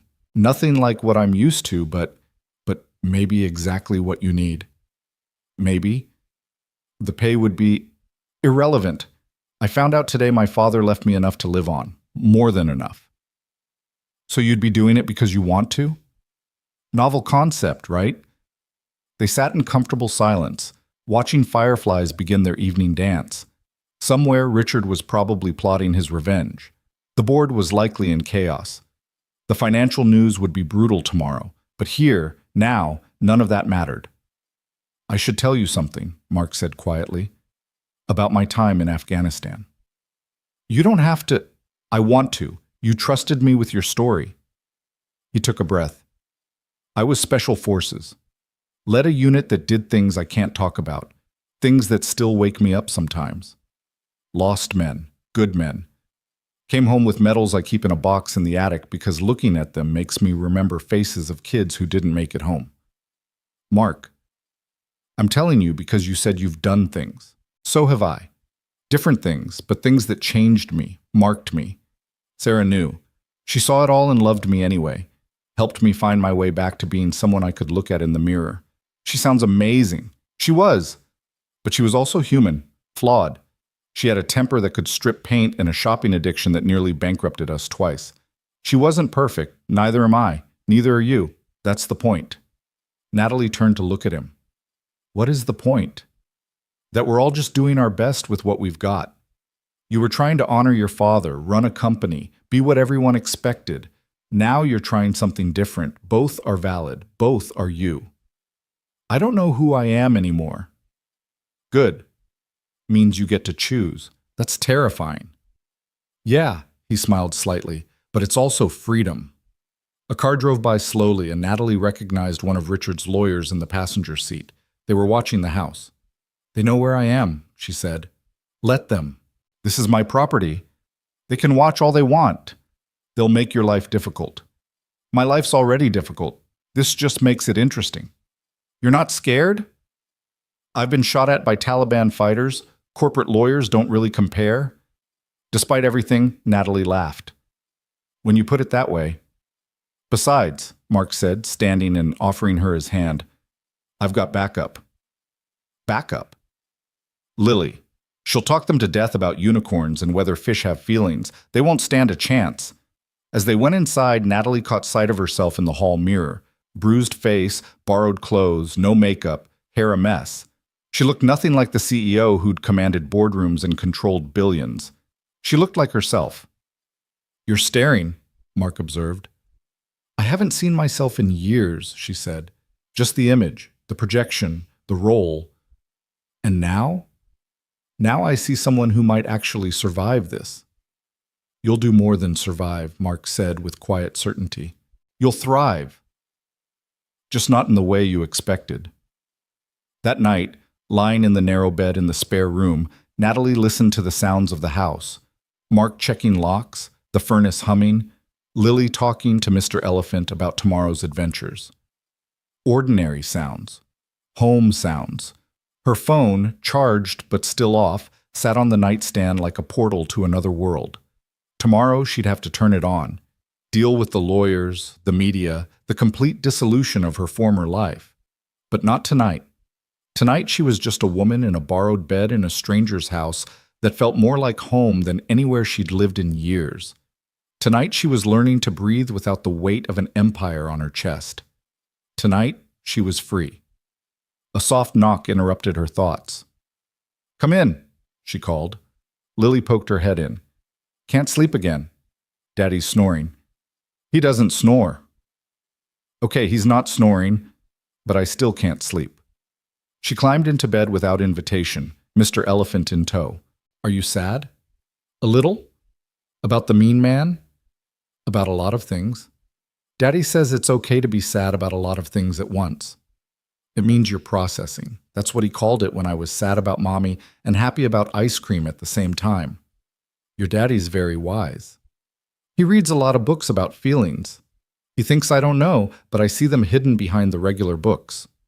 Lily snuggled closer. "Miss Natalie." "Yes?"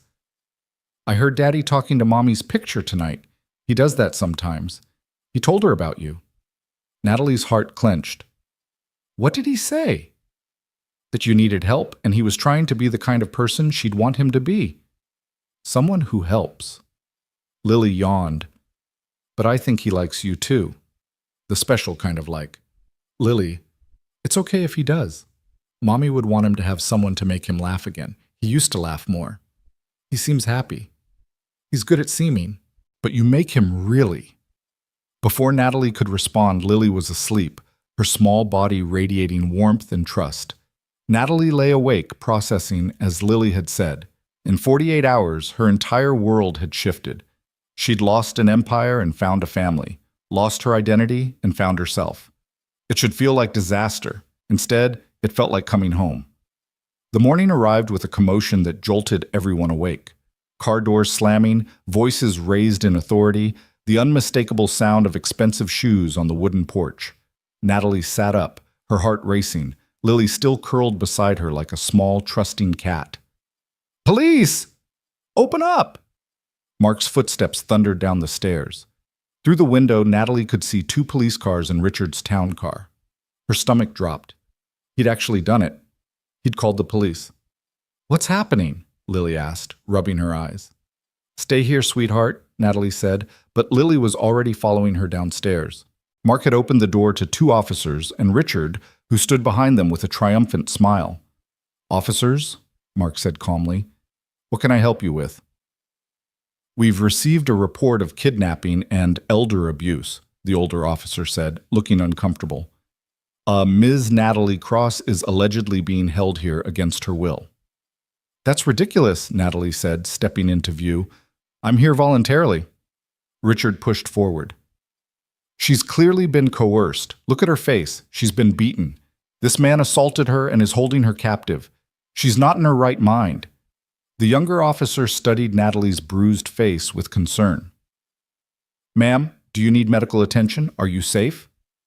"The bruises are from him," Natalie said, pointing at Richard. "This man, Richard Blackwood, assaulted me at O'Hare Airport 2 days ago. There are witnesses, video footage. Mark Davis protected me and offered me a safe place to stay." "She's lying," Richard said smoothly. "She's having a mental breakdown." I have documentation from her board of directors expressing concern about her mental state. The older officer sighed. Ma'am, I'm going to need to see some identification and ask you some questions privately. Of course. They stepped onto the porch, away from Richard and Mark. The officer's demeanor softened once they were alone. Ms. Cross, I've seen enough domestic situations to recognize when someone's being controlled. Are you really here by choice? Completely. Officer, I'm the CEO, former CEO of Cross Pharmaceuticals. Mr. Blackwood was trying to force me into a business arrangement I refused. He assaulted me at the airport. Mr. Davis intervened and offered me shelter. That's all. And you're free to leave whenever you want. Yes. Do you want to press charges against Mr. Blackwood for the assault? Natalie thought about it. Yes. Yes, I do. The officer nodded. We'll need you to come to the station to file a report. But ma'am, I have to ask, is there any truth to his claim about your mental state? I'm saner than I've been in years, officer. Walking away from a toxic situation isn't insanity. It's self-preservation. When they returned to the doorway, Richard's face had turned an interesting shade of purple. You're going to believe her? She's thrown away billions of dollars. No sane person does that. Money isn't evidence of sanity, Mr. Blackwood, the older officer said dryly. Ms. Cross, would you like to file that assault report now? This is a mistake, Richard hissed. You have no idea who you're dealing with. Neither do you, Mark said quietly. He'd been silent throughout, but now he stepped forward. You come to my home, threaten my family, try to use the police as your personal enforcement. That ends now. Your family? Richard laughed harshly. She's not your family. She's a billionaire slumming it for attention. That's when Lily stepped out from behind Mark, still in her dinosaur pajamas, Mr. Elephant dragging on the ground. She is to our family, Lily announced with 6-year-old certainty. Family isn't about blood or money or any of that stuff. It's about who shows up. Miss Natalie showed up. The younger officer tried to hide a smile. Richard looked at the child like she was speaking a foreign language. Officers, he said, trying to regain control. Surely you can see. What I see, the older officer interrupted, is a woman with visible injuries who says you caused them. What I see is you making false reports to law enforcement. What I see is harassment. Mr. Blackwood, I suggest you leave now, or you'll be coming to the station too, in handcuffs. Richard's jaw worked furiously. This isn't over. Yes, Natalie said firmly. It is. After Richard left and Natalie had given her statement to the police promising to come to the station later to file formal charges, the house felt oddly quiet. Lily had gone back to bed declaring the whole thing boring grown-up stuff. Mark made coffee while Natalie sat at the kitchen table, her hands shaking slightly. You okay? He asked, setting a mug in front of her. I just declared war on one of the most powerful men in corporate America. No, you declared independence. There's a difference. Her phone, which she'd finally turned on, showed 127 missed calls, 89 text messages, and 42 emails marked urgent. She scrolled through them without reading, then did something she'd never done before. She deleted them all without looking. That felt good, she admitted. Deleting without reading is severely underrated, Mark agreed. I do it with bills sometimes. They always send another one anyway. Despite everything, she laughed. Your approach to financial management is questionable, says the woman who just walked away from billions. Fair point. The morning sun streamed through the kitchen window, illuminating the ordinary beauty of the space. The coffee-stained recipe cards held by magnets, the plant on the windowsill that needed water, the crayon marks on the table that hadn't quite been scrubbed away. I should find somewhere else to stay, Natalie said suddenly. Richard knows where you live now. He'll make your life hell. Let him try. Mark, you don't understand. He has lawyers, connections, influence, and I have friends, neighbors, a community. You'd be surprised how little corporate influence matters when Mrs. Chen from next door is on your side. She makes cookies for the entire police precinct. As if summoned, there was a knock at the door. Mark opened it to find Mrs. Chen herself, a tiny Korean woman in her 70s holding a covered dish. I heard commotion, she said in accented English, pushing past Mark without invitation. Police before breakfast is never good. She spotted Natalie and her eyes narrowed at the bruises. Who did this? It's handled, Mrs. Chen, Mark said. Is it? She set down her dish, kimchi fried rice, from the smell, and took Natalie's face in her weathered hands, examining the bruises with the practiced eye of someone who'd seen too much violence in her lifetime. This is not handled. This is survived. Different thing. Mrs. Chen fled North Korea in the 60s, Mark explained. She doesn't have much patience for bullies. Bullies are same everywhere, Mrs. Chen said. Big voice, small soul. You stay here. Mark is good boy. His Sarah was my friend. She would want him to help you. I don't want to bring trouble. Mrs. Chen waved dismissively. Trouble comes anyway. Better to face with friends than alone. She patted Natalie's cheek gently. You eat. Too skinny. Stress makes the body eat itself. After she left, Mark heated up the fried rice. Fair warning, the entire neighborhood will know about this by noon. Mrs. Chen is better than social media for spreading news. Is that good or bad? Depends. Can you handle every grandmother in a 5-block radius trying to feed you? The day passed in a strange mixture of normalcy and surrealism. Natalie went with Mark to pick up Lily from school, helped with homework about butterflies, made spaghetti for dinner. But her phone rang constantly with calls from reporters who'd somehow gotten her personal number.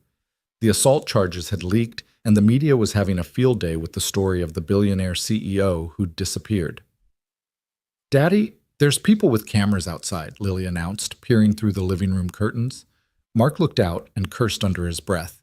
3 news vans had parked across the street, and reporters were setting up on the sidewalk. Hey, Lily, want to have a camp out in the basement tonight? He asked with forced cheer. We can make a fort. Why? Because forts are fun. But why tonight specifically? Mark looked at Natalie helplessly. She knelt down to Lily's level. Because there are people outside who want to talk about grown-up things, and we need privacy. It's like when you want to keep a secret. Sometimes you need a special place. Lily considered this. Will there be popcorn in the fort? Absolutely. Then okay. They spent the evening in the basement, which Mark had partially finished as a playroom. Lily directed the fort construction with the seriousness of an architect, using every blanket and pillow in the house. They ate popcorn and told stories and pretended the world above didn't exist. But after Lily fell asleep, curled between them like she'd always belonged there, reality crept back in. This is insane, Natalie whispered. Your life was normal before I showed up. Normal is overrated, Mark whispered back. Besides, my life hasn't been normal since Sarah died.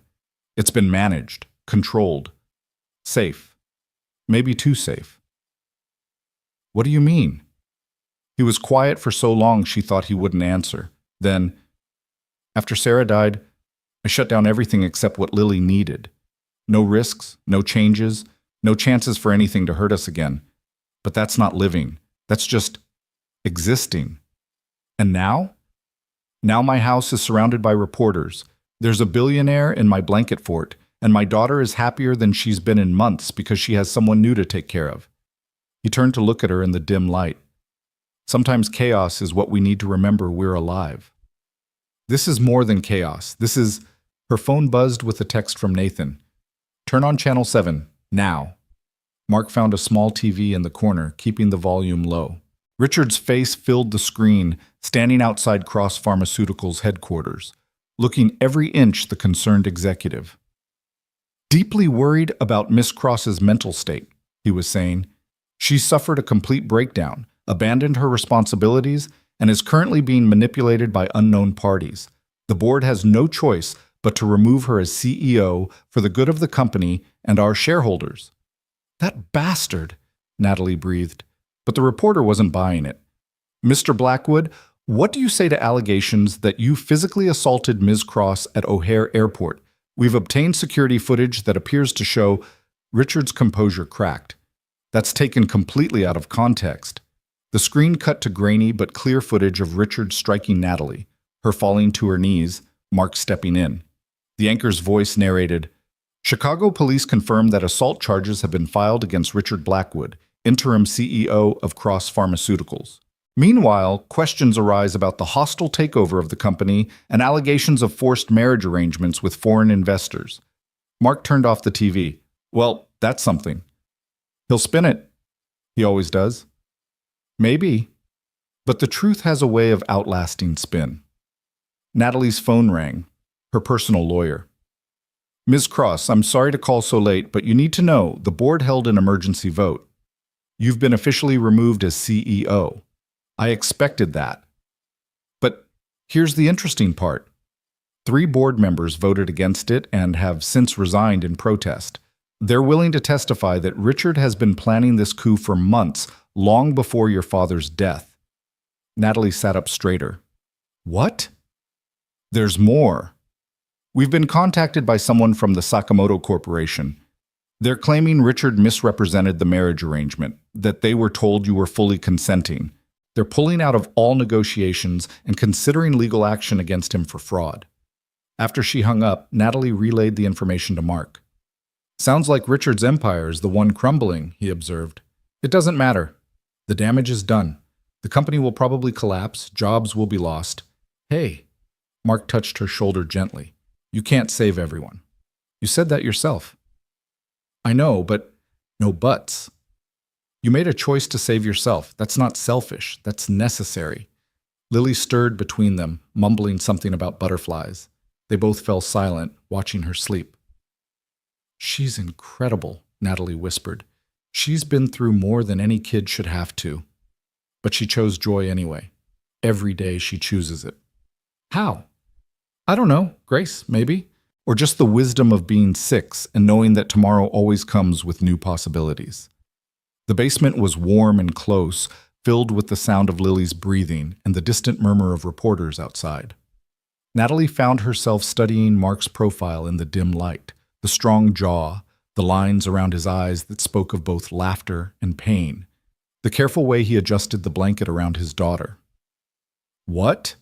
He asked, catching her staring. You're not what I expected. What did you expect? I don't know.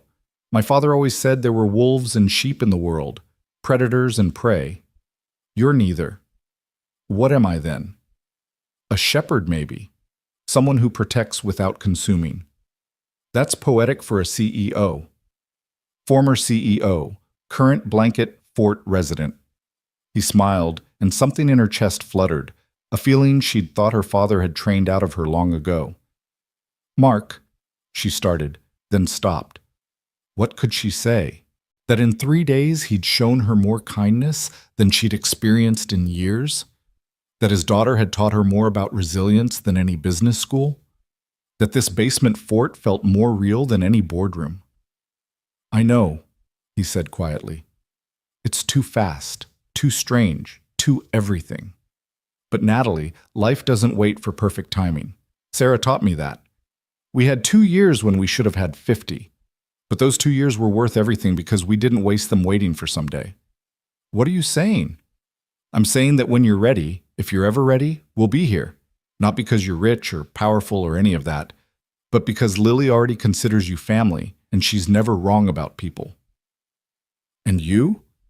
He was quiet for a moment. I haven't felt anything but grief and responsibility for 3 years. Then you showed up, broken and brave, and suddenly I remembered that hearts can do more than just survive. Before Natalie could respond, Lily sat up suddenly, fully awake. The reporters are still there, she announced, as if she'd been monitoring them in her sleep. Yeah, kiddo, they'll probably be there tomorrow too. That's dumb. Don't they have homes? They're doing their jobs. Lily considered this. Their jobs are dumb. She looked at Natalie. Are they here because of you? Yes, I'm sorry. Don't be sorry. You're famous. That's cool. Like, are you more famous than the president? No, definitely not. More famous than Taylor Swift? Not even close. Oh, well, still cool, I guess. Lily snuggled back down between them. Can we live in the fort forever? Forts aren't forever, baby, Mark said gently. But the feeling is, Lily said with certainty, the fort feeling. Safe and together and warm. That's forever, right? Natalie felt tears prick her eyes. Yes, she whispered. That's forever. The next morning came too soon, with sunlight streaming through the basement windows and the sound of even more commotion outside. Mark went up first to assess the situation, returning with a grim expression. It's a circus out there, reporters, photographers, and… Natalie, your stepbrother is on the front porch. Nathan stood outside looking haggard, his usual polish replaced by stubble and wrinkled clothes. Jesus, Nat, he said when she opened the door. I've been calling for hours. My phone was off. Can I come in? The vultures are circling. Once inside, Nathan collapsed on the couch. It's chaos. Richard's been arrested for assault. The board is in full panic. 3 major investors have pulled out. The stock price has dropped 40%. Nathan? But here's the thing. Some of the employees are organizing. They're protesting Richard's takeover, demanding new leadership. They want you back. I'm not going back. I know. But Nat, you could recommend someone. Help transition. Save some of what Dad built. She thought about it, about the researchers who dedicated their lives to finding cures, the employees who'd worked honestly despite the corruption at the top. There's Dr. Martinez, she said finally. She runs our research division. She's brilliant, ethical, and the employees trust her. Would she take it?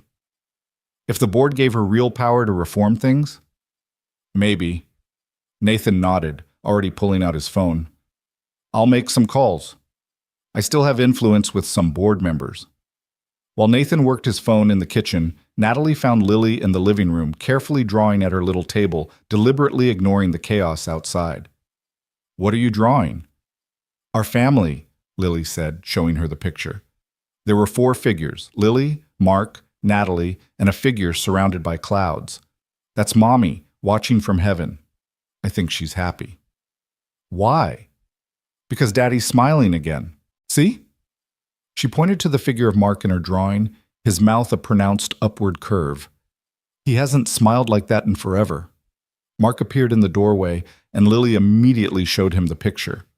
Something passed over his face, pain, joy, acceptance, all at once. It's perfect, kiddo, he said softly. The doorbell rang, and Mark sighed. If that's another reporter, but it wasn't. It was Tom from the workshop, along with Jerome and Miguel.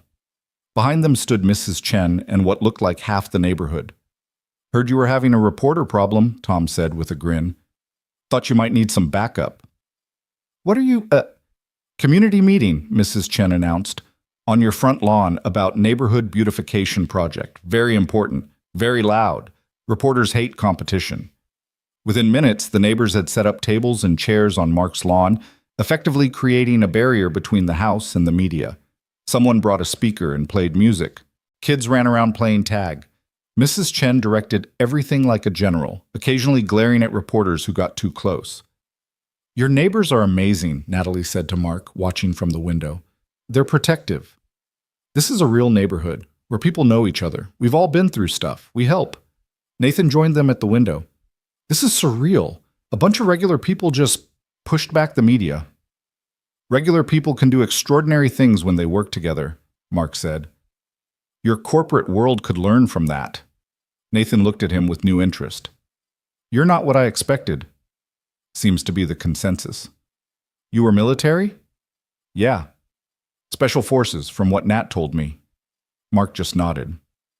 And now you build houses. I rebuild lives, Mark corrected.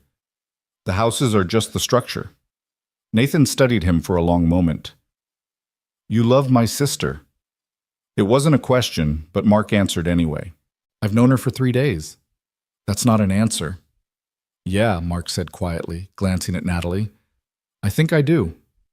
Or will. Or already started to. It's complicated. Love always is. Nathan turned to Natalie. Dr. Martinez is interested, but wants to talk to you first. She's flying in tomorrow. I'll meet with her.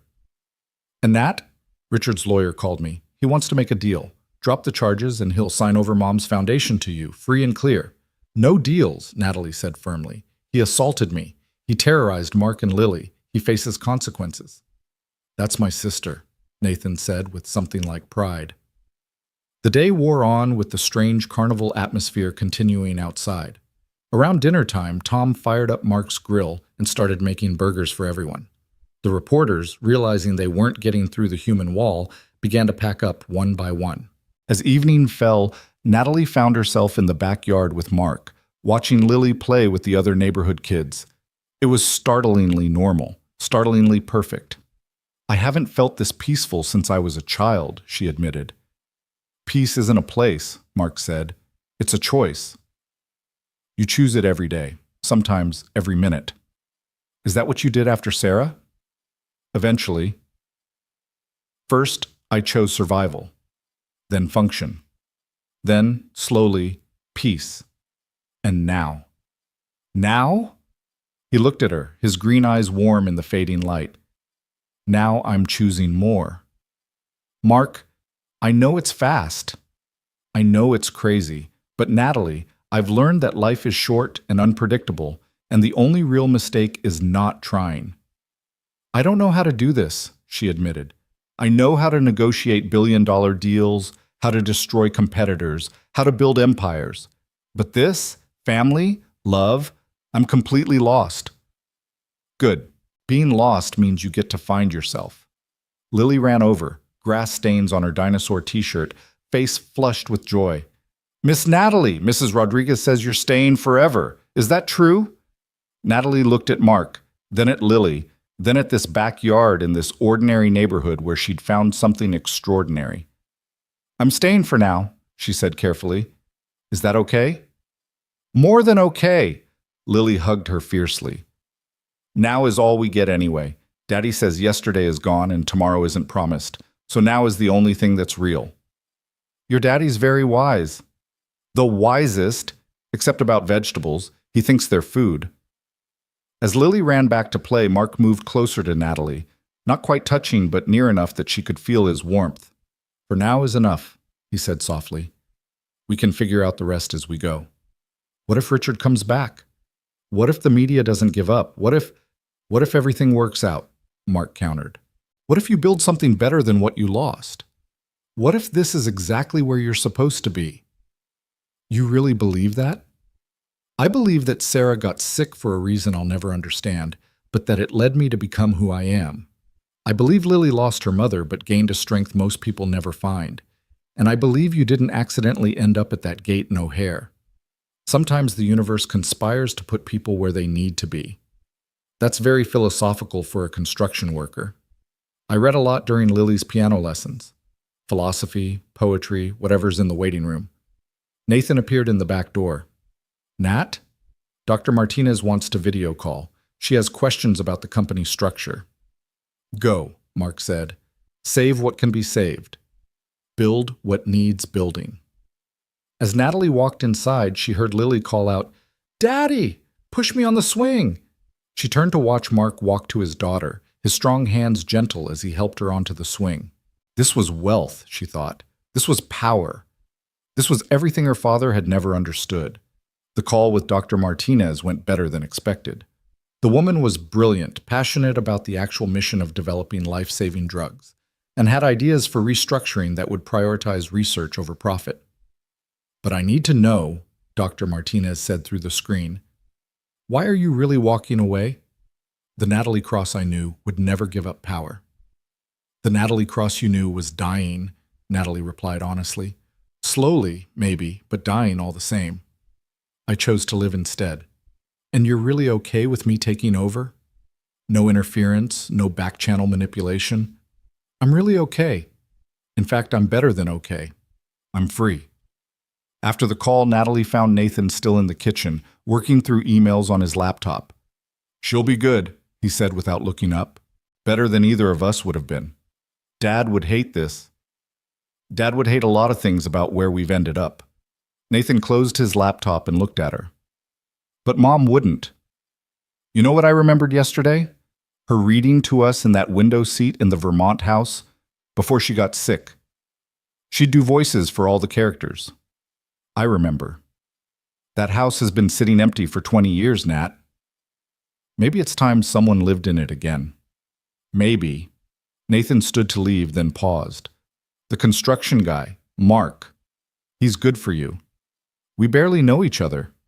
So? You knew Richard for years, and look how that turned out. Sometimes strangers see us more clearly than anyone. After Nathan left, the house grew quiet. The neighbors had dispersed, the reporters were gone, and something like normal had returned. Natalie helped Mark clean up from the impromptu block party while Lily got ready for bed. "Your neighbors are incredible," she said, drying dishes while he washed. "They're just people who remember what matters." Which is showing up, being present, choosing community over isolation. He handed her another plate. "You did that today. Helped save your company without needing to run it. That takes strength." Or weakness. "Maybe I'm just running away." Mark stopped washing and turned to her, suds still on his hands. "Running away would have been disappearing without a trace. What you're doing is walking towards something new. There's a huge difference." Before she could respond, Lily appeared in her pajamas. "Story time." They followed her upstairs, where she insisted Natalie sit on one side of her bed and Mark on the other. She handed Natalie a worn book, The Velveteen Rabbit. "This was Mommy's favorite," Lily explained. She said it was about becoming real. Natalie read while Lily snuggled against her, and Mark watched them both with an expression that made her voice catch. The story of toys becoming real through being loved felt too appropriate, too close to her own transformation. When Lily was asleep, they stood in the hallway, neither quite ready to separate. "Thank you," Natalie said, "for everything. For saving me at the airport, for taking me in, for—" Mark kissed her. It was gentle, uncertain, a question more than a statement. She answered by kissing him back, her hands finding his shoulders, his arms wrapping around her waist. When they pulled apart, both were breathless. "Too fast?" he asked. "Everything about this is too fast," she replied. "But maybe that's okay. Maybe I've been moving too slowly my whole life, thinking I had forever to figure out how to be happy. And now? Now I know better. Now I know that happiness isn't a destination you reach after achieving everything else. It's a choice you make in the middle of the chaos. So you're choosing?" "I'm choosing." They stood there in the dim hallway, holding each other, while the house settled around them with comfortable creaks and sighs. Somewhere in the walls, pipes hummed. Outside, a dog barked. The ordinary symphony of a life being lived. "Stay," Mark said softly. "Not just for tonight," the word implied. "Not just for now. Stay for the possibility of what could be." "Okay," Natalie whispered. That night, she didn't sleep in the spare room. She lay beside Mark in his bed, not making love, not yet, but holding each other like survivors of the same storm. He told her about Sarah's last days, how she'd made him promise to find joy again. She told him about her mother's death, how her father had forbidden grief, demanding strength instead. "We're both haunted," Mark said into the darkness. "Maybe that's why we recognize each other. Or maybe we're both ready to stop being ghosts." In the morning, Natalie woke to find Lily had crawled into bed between them, Mr. Elephant squashed beneath her arm. "Family snuggle," Lily announced sleepily. "The best kind of morning." And it was. Despite everything waiting outside, lawyers and media and the collapse of an empire, inside this small bedroom in this modest house, Natalie had found something worth more than all the money she'd walked away from. She'd found home. The weeks that followed blurred together in a rhythm Natalie had never known. Breakfast chaos with Lily, demanding different cereals every day, walks to school where the little girl insisted on jumping over every crack in the sidewalk, afternoons at the women's shelter where Natalie discovered she had a gift for grant writing, evenings in Mark's workshop learning the satisfaction of creating something with her own hands. But the outside world hadn't forgotten about her. The trial date for Richard's assault charges was set, and the media attention intensified rather than faded. Every morning brought new photographers, new headlines, new attempts to paint her as either a martyr or a madwoman. "Miss Natalie, you're in the newspaper again," Lily announced one morning, spreading the Chicago Tribune across the breakfast table. "They used a bad picture, though. Your hair looks weird." Natalie glanced at the headline, "Fallen CEO Hides in Blue-Collar Romance." The article speculated about her mental state, her relationship with Mark, and whether she was being manipulated or had simply snapped under pressure. "They don't know anything about us," Mark said. reading over her shoulder. Let them guess. But it wasn't that simple. The attention was affecting everything. Lily had been moved to a different entrance at school to avoid photographers. Mark's clients were being harassed for comments, and the women's shelter had been forced to hire security. This isn't sustainable, Natalie said that evening as they watched Lily practice piano, her small fingers stumbling over scales. I'm disrupting everyone's lives. You're enriching them, Mark corrected. Ask anyone in this neighborhood if they'd rather go back to before you came. But Lily is thriving. Look at her. Lily had abandoned scales and was now improvising something that sounded like a cross between Twinkle Twinkle and a funeral march, singing nonsense words with complete conviction. She's terrible at piano, Natalie observed fondly. The worst, Mark agreed, but she loves it. That's what matters. That night after Lily was asleep, they sat on the porch despite the cold November air. Mark had built a fire in the small fire pit, and they huddled under a blanket, watching flames dance. I've been thinking about the Vermont house, Natalie said suddenly. Mark tensed slightly. Oh. It's just sitting there, empty. Mom loved that house. She said it was where she could breathe. Are you thinking of going there? I'm thinking of us going there. All three of us. Just for a while, until the trial is over and the media finds something else to obsess about. Mark was quiet for a long moment. That's a big step. Everything we've done has been a big step. You kissed me after knowing me for 4 days. 3.5, he corrected with a slight smile. And you kissed me back. I did. She turned to face him fully. Mark, I know this is fast and crazy and completely illogical, but nothing about my old life was logical either. And look where that got me. Maybe it's time to try illogical. What about Lily's school? There are schools in Vermont. Good ones. And she could have space to run, trees to climb, a real childhood. My business, you could start over there. Vermont needs builders too. Or you could do something completely different. When's the last time you chose something just because you wanted it, not because you had to? Mark stared into the fire, and she could see him wrestling with possibilities, responsibilities, the weight of 3 years of carefully controlled stability. Sarah would have loved this, he said finally, the spontaneity of it. She always said I was too careful, too planned. What do you say? I say Lily's going to lose her mind with excitement. She's been asking if we can get a dog. This would pretty much guarantee we'd have to. Is that a yes? Instead of answering, Mark went inside and came back with his laptop. Show me this house. She pulled up photos from the real estate listing that had been maintained for 2 decades. The Victorian farmhouse sat on 40 acres, with views of mountains and a pond that froze in winter for skating. Jesus, Mark breathed. It's perfect. It needs work. It's been maintained but not updated. The kitchen is from the 80s, the heating system is ancient, and I'm pretty sure there are families of raccoons in the attic.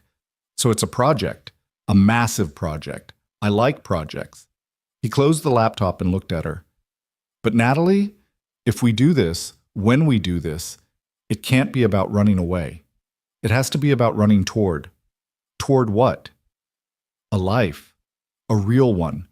Not a temporary escape or a hideout, but a choice to build something together. Is that what you want? To build something with me? I've wanted it since you stood up to Richard in my living room, he admitted.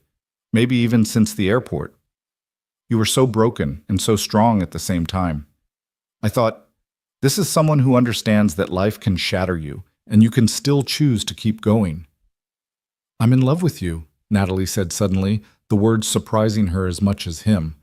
I know it's too soon and too much, but I am. You and Lily both. Is that crazy? Completely, Mark said, pulling her closer. But Sarah fell in love with me in a week. Sometimes you just know. And you? Do you know? He kissed her instead of answering, deep and certain, a promise without words. When they broke apart, both were breathing hard. We should tell Lily in the morning, he said. Tell her what exactly? That we're going on an adventure. She'll fill in the rest with her imagination. But they didn't have to wait until morning. Lily appeared in the doorway, rubbing sleepy eyes, Mr. Elephant dragging behind her. I had a dream about Mommy, she announced, climbing into Mark's lap. She said we're going somewhere with trees. Mark and Natalie exchanged glances over her head. What else did she say? Mark asked carefully. That Miss Natalie is our person now, and that it's okay to be happy. Lily yawned enormously. Also that I should get a dog, a big one. Your subconscious is very specific, Natalie observed. It's not my sub whatever, Lily said with dignity. It's Mommy. She visits sometimes in dreams. Not scary, just to check in. Mark's eyes glistened in the firelight. And she said it's okay to be happy? She said it's more than okay. She said it's the whole point. Lily snuggled deeper into his chest. Are we going somewhere with trees? Maybe, Mark said. Would you like that? Yes. Can we go tomorrow? Not tomorrow, but soon. We have to pack and plan and get a dog. We'll see about the dog. That means yes, Lily told Natalie confidentially. When Daddy says we'll see, it always means yes eventually. The next morning brought a call from Nathan with unexpected news. Richard had a heart attack, he said without preamble. He's in intensive care. His lawyer wants to talk about a plea deal. Natalie felt nothing at first, then a strange mix of pity and relief. Is he going to survive? Probably. But he's done. The board has completely removed him, and there's talk of criminal charges beyond the assault. Apparently he'd been embezzling for years, hiding it in the merger documents. God. Yeah, karma's a bitch with good timing. Nathan paused. The media is going to go even crazier with this. You might want to... We're leaving, Natalie said. Going to Mom's house in Vermont for a while. We? Mark, Lily, and me. That's fast. Everything about this has been fast, but Nathan, I've been dying slowly for years. Now I'm finally living quickly. What about the trial? I'll come back for it if it happens. But with Richard in the hospital and bigger charges pending, the assault might be the least of his problems. And Mark's okay with uprooting his whole life? We're not uprooting. We're replanting. Nathan laughed, actually laughed. Mom would love this. You running off to Vermont with a construction worker and his kid. It's like a romance novel she would have hidden from Dad. Come visit, Natalie said impulsively. When we're settled. Come for Christmas. I haven't had a real Christmas in years. Then it's time. The next few days were a whirlwind of preparation. Mark arranged for Tom to take over his current projects, promising to return if needed. The crew threw an impromptu goodbye party at the workshop, with Jerome making a speech about how the boss finally found someone who could handle his stubbornness, and Miguel presenting Lily with a tiny tool belt for Vermont adventures. Mrs. Chen cried when they told her, then immediately began packing food for their journey. Vermont is cold, she said, as if they didn't know. You need soup. And kimchi. Kimchi fixes everything. The hardest part was Lily's school. She'd made friends, had routines, felt safe there. But when they explained about the house with land and trees and room for a dog, her eyes went wide with possibility. Can I have a treehouse? She asked. We can build one together, Mark promised. And a swing? Multiple swings. And chickens? Let's start with the dog and see how it goes. On their last night in Chicago, they had dinner with the neighbors. Mrs. Chen had organized it, of course, commandeering Mark's backyard for what she called proper goodbye. The November cold was held at bay by portable heaters and warm food. Everyone brought something, casseroles, pies, homemade bread, stories of how Mark had helped them over the years. He fixed my roof when my husband died, Mrs. Rodriguez said. Wouldn't take payment. Said neighbors help neighbors. Built a ramp for my wheelchair, Mr. Kim added. Made it look like art, not just necessity. Natalie listened to story after story of quiet kindness, of a man who'd channeled his grief into service and felt her love for Mark deepen into something beyond romance. This was a good man, genuinely good, the kind her father had said didn't exist in the real world. You take care of him, Mrs. Chen whispered to her as the evening wound down. He's been alone too long, not just without wife, alone inside. You brought him back. He saved me first, No, the old woman said firmly. You saved each other. That's how the best love works. That night, in the empty house with boxes stacked everywhere, they made love for the first time. It was tender and urgent, careful and passionate. Two people who'd been broken by life choosing to become whole together. After, they lay entwined, listening to Lily snoring softly down the hall. No regrets? Mark asked. None. You? Only that we didn't meet sooner. We met exactly when we were supposed to, Natalie said. Any sooner and I wouldn't have been ready. I would have been too caught up in my father's world to see you. And I would have been too deep in grief to let you in. So we met at the perfect broken moment. The perfect broken moment, Mark agreed. I like that. They left early the next morning, Lily bouncing with excitement in the back seat, the truck loaded with their essentials. The rest would be shipped later. As they drove out of the neighborhood, Natalie saw Mrs. Chen standing on her porch, waving. Tom and his crew were outside the workshop, raising coffee cups in salute. The city that had sheltered her when she fell was saying goodbye. You okay? Mark asked, reaching over to take her hand. More than okay. Even though you're leaving everything behind. I'm not leaving everything. I'm taking what matters. Lily piped up from the back. And we're going toward what's next. That's what Daddy said. We're going toward our new life. The drive to Vermont took 2 days, with an overnight stop at a motel that Lily declared the best ever, simply because it had a pool. They ate at roadside diners, played car games, sang along to the radio. Normal things, family things.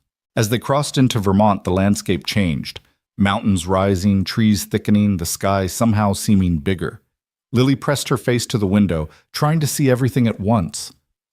It's like a fairy tale, she breathed. The house, when they finally arrived, was both better and worse than Natalie remembered. The structure was solid, Mark confirmed after a careful inspection, but 20 years of minimal habitation had left it feeling hollow, waiting. It needs so much work, Natalie said, standing in the dusty kitchen. It needs life, Mark corrected. That's different from work.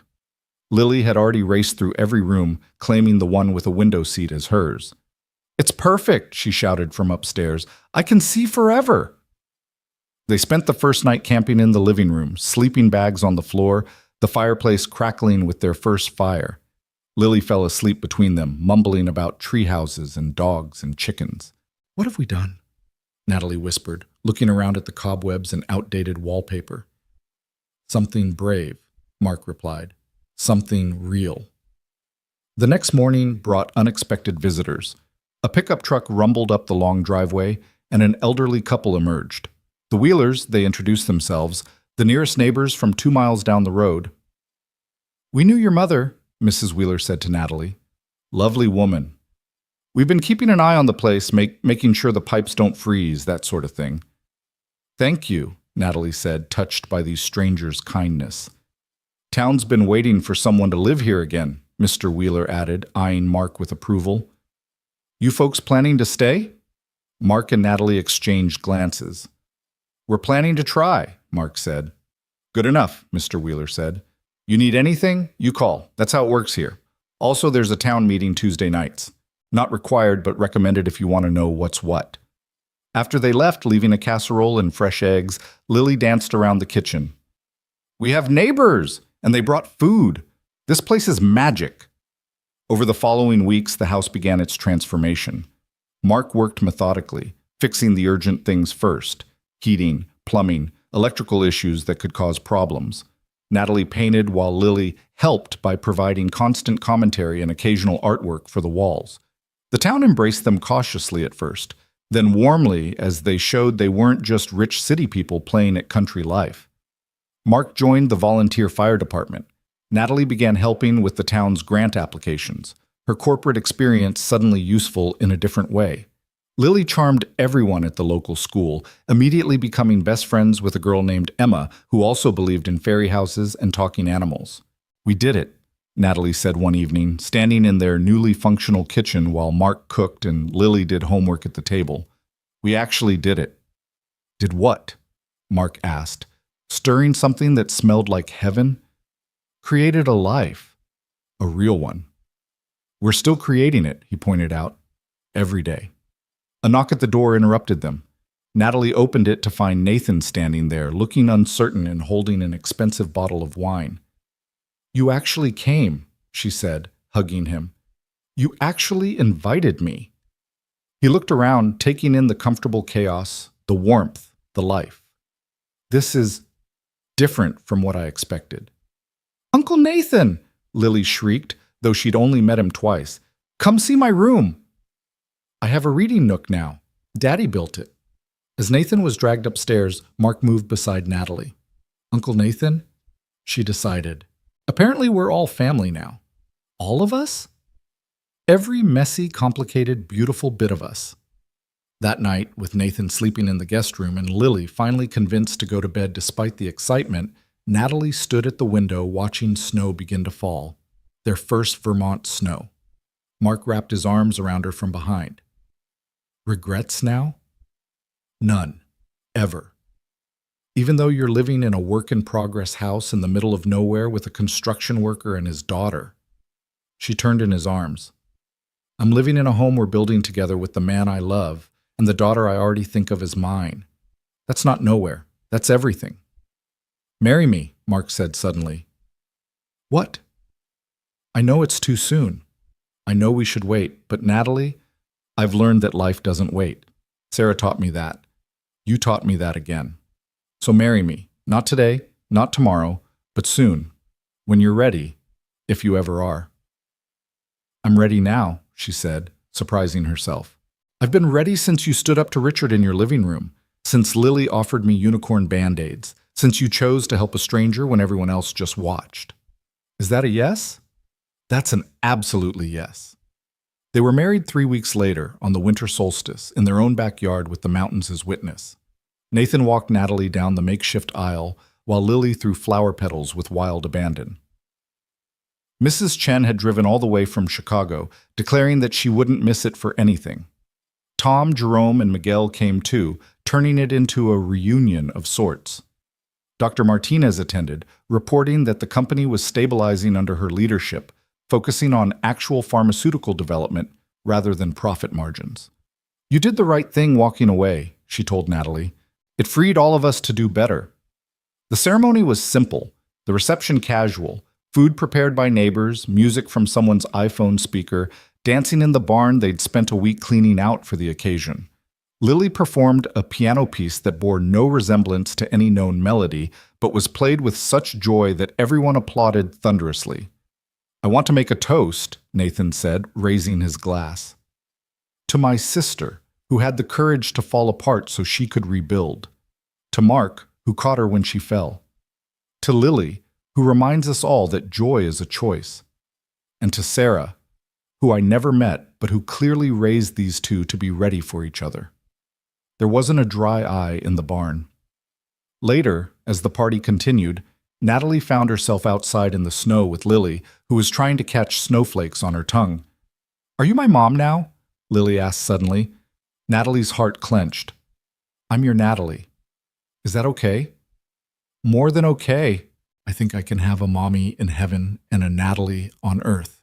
That's like being double loved." "Double loved. I like that." "Me too." Lily took her hand. "Want to know a secret?" "Always. I think Mommy sent you. Like a present. Not a replacement, but an addition. Like when you think your family is complete, but then someone new comes and you realize there was a space for them all along." Natalie knelt in the snow, not caring about her wedding dress, and hugged Lily tight. "You know what? I think you might be right." "I'm always right about family stuff," Lily said matter-of-factly. "It's my superpower." As they stood to go back inside, a figure appeared at the edge of the property. For a moment, Natalie's heart stopped, thinking it might be Richard or some remnant of her old life come to destroy this new one. But it was just Mr. Wheeler coming to deliver his own wedding gift. A puppy, golden retriever mixed with something indeterminate, all paws and enthusiasm. "Every family needs a dog," he said gruffly. "This one needs a family." Seemed like a match. Lily's scream of joy could probably be heard in Chicago.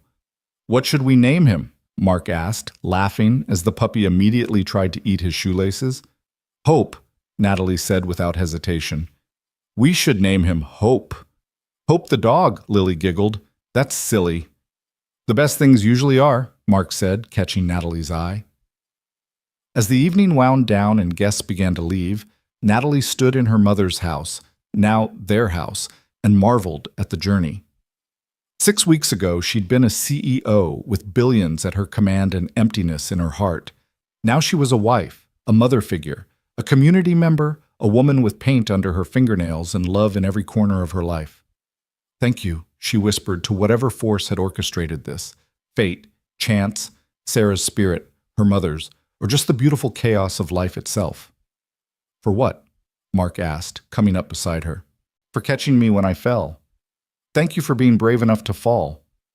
Thank you both for talking too much when people are trying to sleep, Lily called from upstairs, and they laughed. Outside, snow continued to fall, covering the world in fresh white, making everything new. Inside, their chosen family settled into their first night as official, legal, real. The puppy snored on Lily's bed despite rules about dogs and furniture. Nathan stayed up late fixing the ancient coffee maker with surprising skill. Mark and Natalie held each other in their room with its drafty windows and creaking floors, perfect in its imperfection. So this is happiness? Natalie murmured against Mark's chest. This is happiness, he confirmed. Messy and complicated and absolutely real. I love our life. I love our life too. Somewhere in the walls, probably the attic, something scurried, those raccoons they'd have to deal with eventually. The furnace made a concerning noise they'd need to investigate. The kitchen faucet dripped with rhythmic persistence. But wrapped in Mark's arms, listening to Lily singing to the puppy, knowing Nathan was downstairs probably judging their coffee maker choices, Natalie felt wealthier than she'd ever been as CEO. This wasn't the life her father had planned for her. It wasn't the life she'd planned for herself. It was better. It was chosen. It was theirs. And in the morning, when Lily burst in with the puppy and announced that Hope had eaten one of Mark's work boots and was anyone going to do anything about it, when Nathan emerged looking for decent coffee and declaring Vermont aggressively rustic, when Mark started making pancakes while discussing plans to renovate the barn into a workshop, when Mrs. Chen called to check in and ended up video chatting with Lily for 20 minutes about the puppy, Natalie knew with absolute certainty that she was exactly where she belonged. Not because it was perfect, but because it was real. Not because it was easy, but because it was worth it. Not because it made sense, but because love rarely did. Hey, Mark said, catching her staring at him with what was probably a dopey smile. You okay? More than okay, she said, stealing a bite of pancake batter despite his protests. I'm home. Yes, he said, kissing her while Lily made exaggerated gagging noises, and Nathan muttered about newlyweds and Hope barked at absolutely nothing. You're home! And she was.